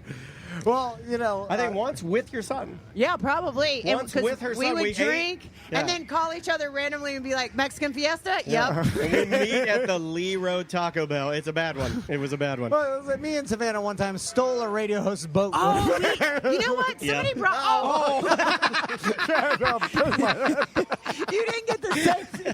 I just banged my head. Because you didn't get the safety instructions. Safety talk is. And I am the perfect height of the train. I'm too short for the train. Daniel walked under the walked train right roof, under it. and I stood up and banged my head hard as I almost knocked myself out. Oh my god. Oh, the train man's coming back here. Uh-oh. He's got a taser. He loves radio, so he's not going to tell on me. Okay. Hey, what's up, man? I wish he would have shot us with rock salt like a hobo. Hey, don't tell anybody we jumped. Don't tell anybody How's we it going, jumped. man? Good to see you. How Good you to see doing? you. Thanks for Sorry letting about us that. ride. Yeah. So what'd you think of the ride? Oh, It was great. awesome. It was Yeah, great. yeah. We've had a wonderful He day didn't today, get the man. safety brief though, so when he stood up to get out, he almost knocked himself out. Yeah, we're good. We're good now. Did you see us jump on? This ride's really fun for us. It's kind of the only time we really get to freely talk about all the animals and things like that. Yeah. And don't have to do the showcase. You'll find that everybody's train speech is a little bit individualized, which is so great. Awesome. Well, thank you very much. You'll you, find man. that I busted my knee up because I. Yeah, we learned. Yeah, don't tell anybody. We learned. Don't tell Thank you, man. anybody. I appreciate it. Thank you. Yeah, same to you. All right, Savannah, we'll let you go Yeah. back to work. Thank you so much. I feel like we've been bothering you all day. This is like the most fun Wednesday I think we've ever had No, recording. listen, this is my favorite thing to do is talk to people about animals and play in the park all day, but mostly I have to work. So anytime you guys want to come out and do this, All right, I'll be all like, right. oh, I got a podcast. I can't. Well, now instead of texting you Mexican Fiesta, I'm just going to text you jump a train, jump a train, Jump the train. Jump the train. jump the train. All right, let's go find Danny because he's going to be like, where the heck did you guys go? All right, y'all. We hope you enjoyed the show. Yep. Thanks to Savannah. Thanks to everybody at Gatorland. And anything else? Yep, we'll see you next week. Oh, wait a minute. I can't publish that. It's mediocre. This is all jokes and funny to you, huh? You can take it up with legal. Have a good day.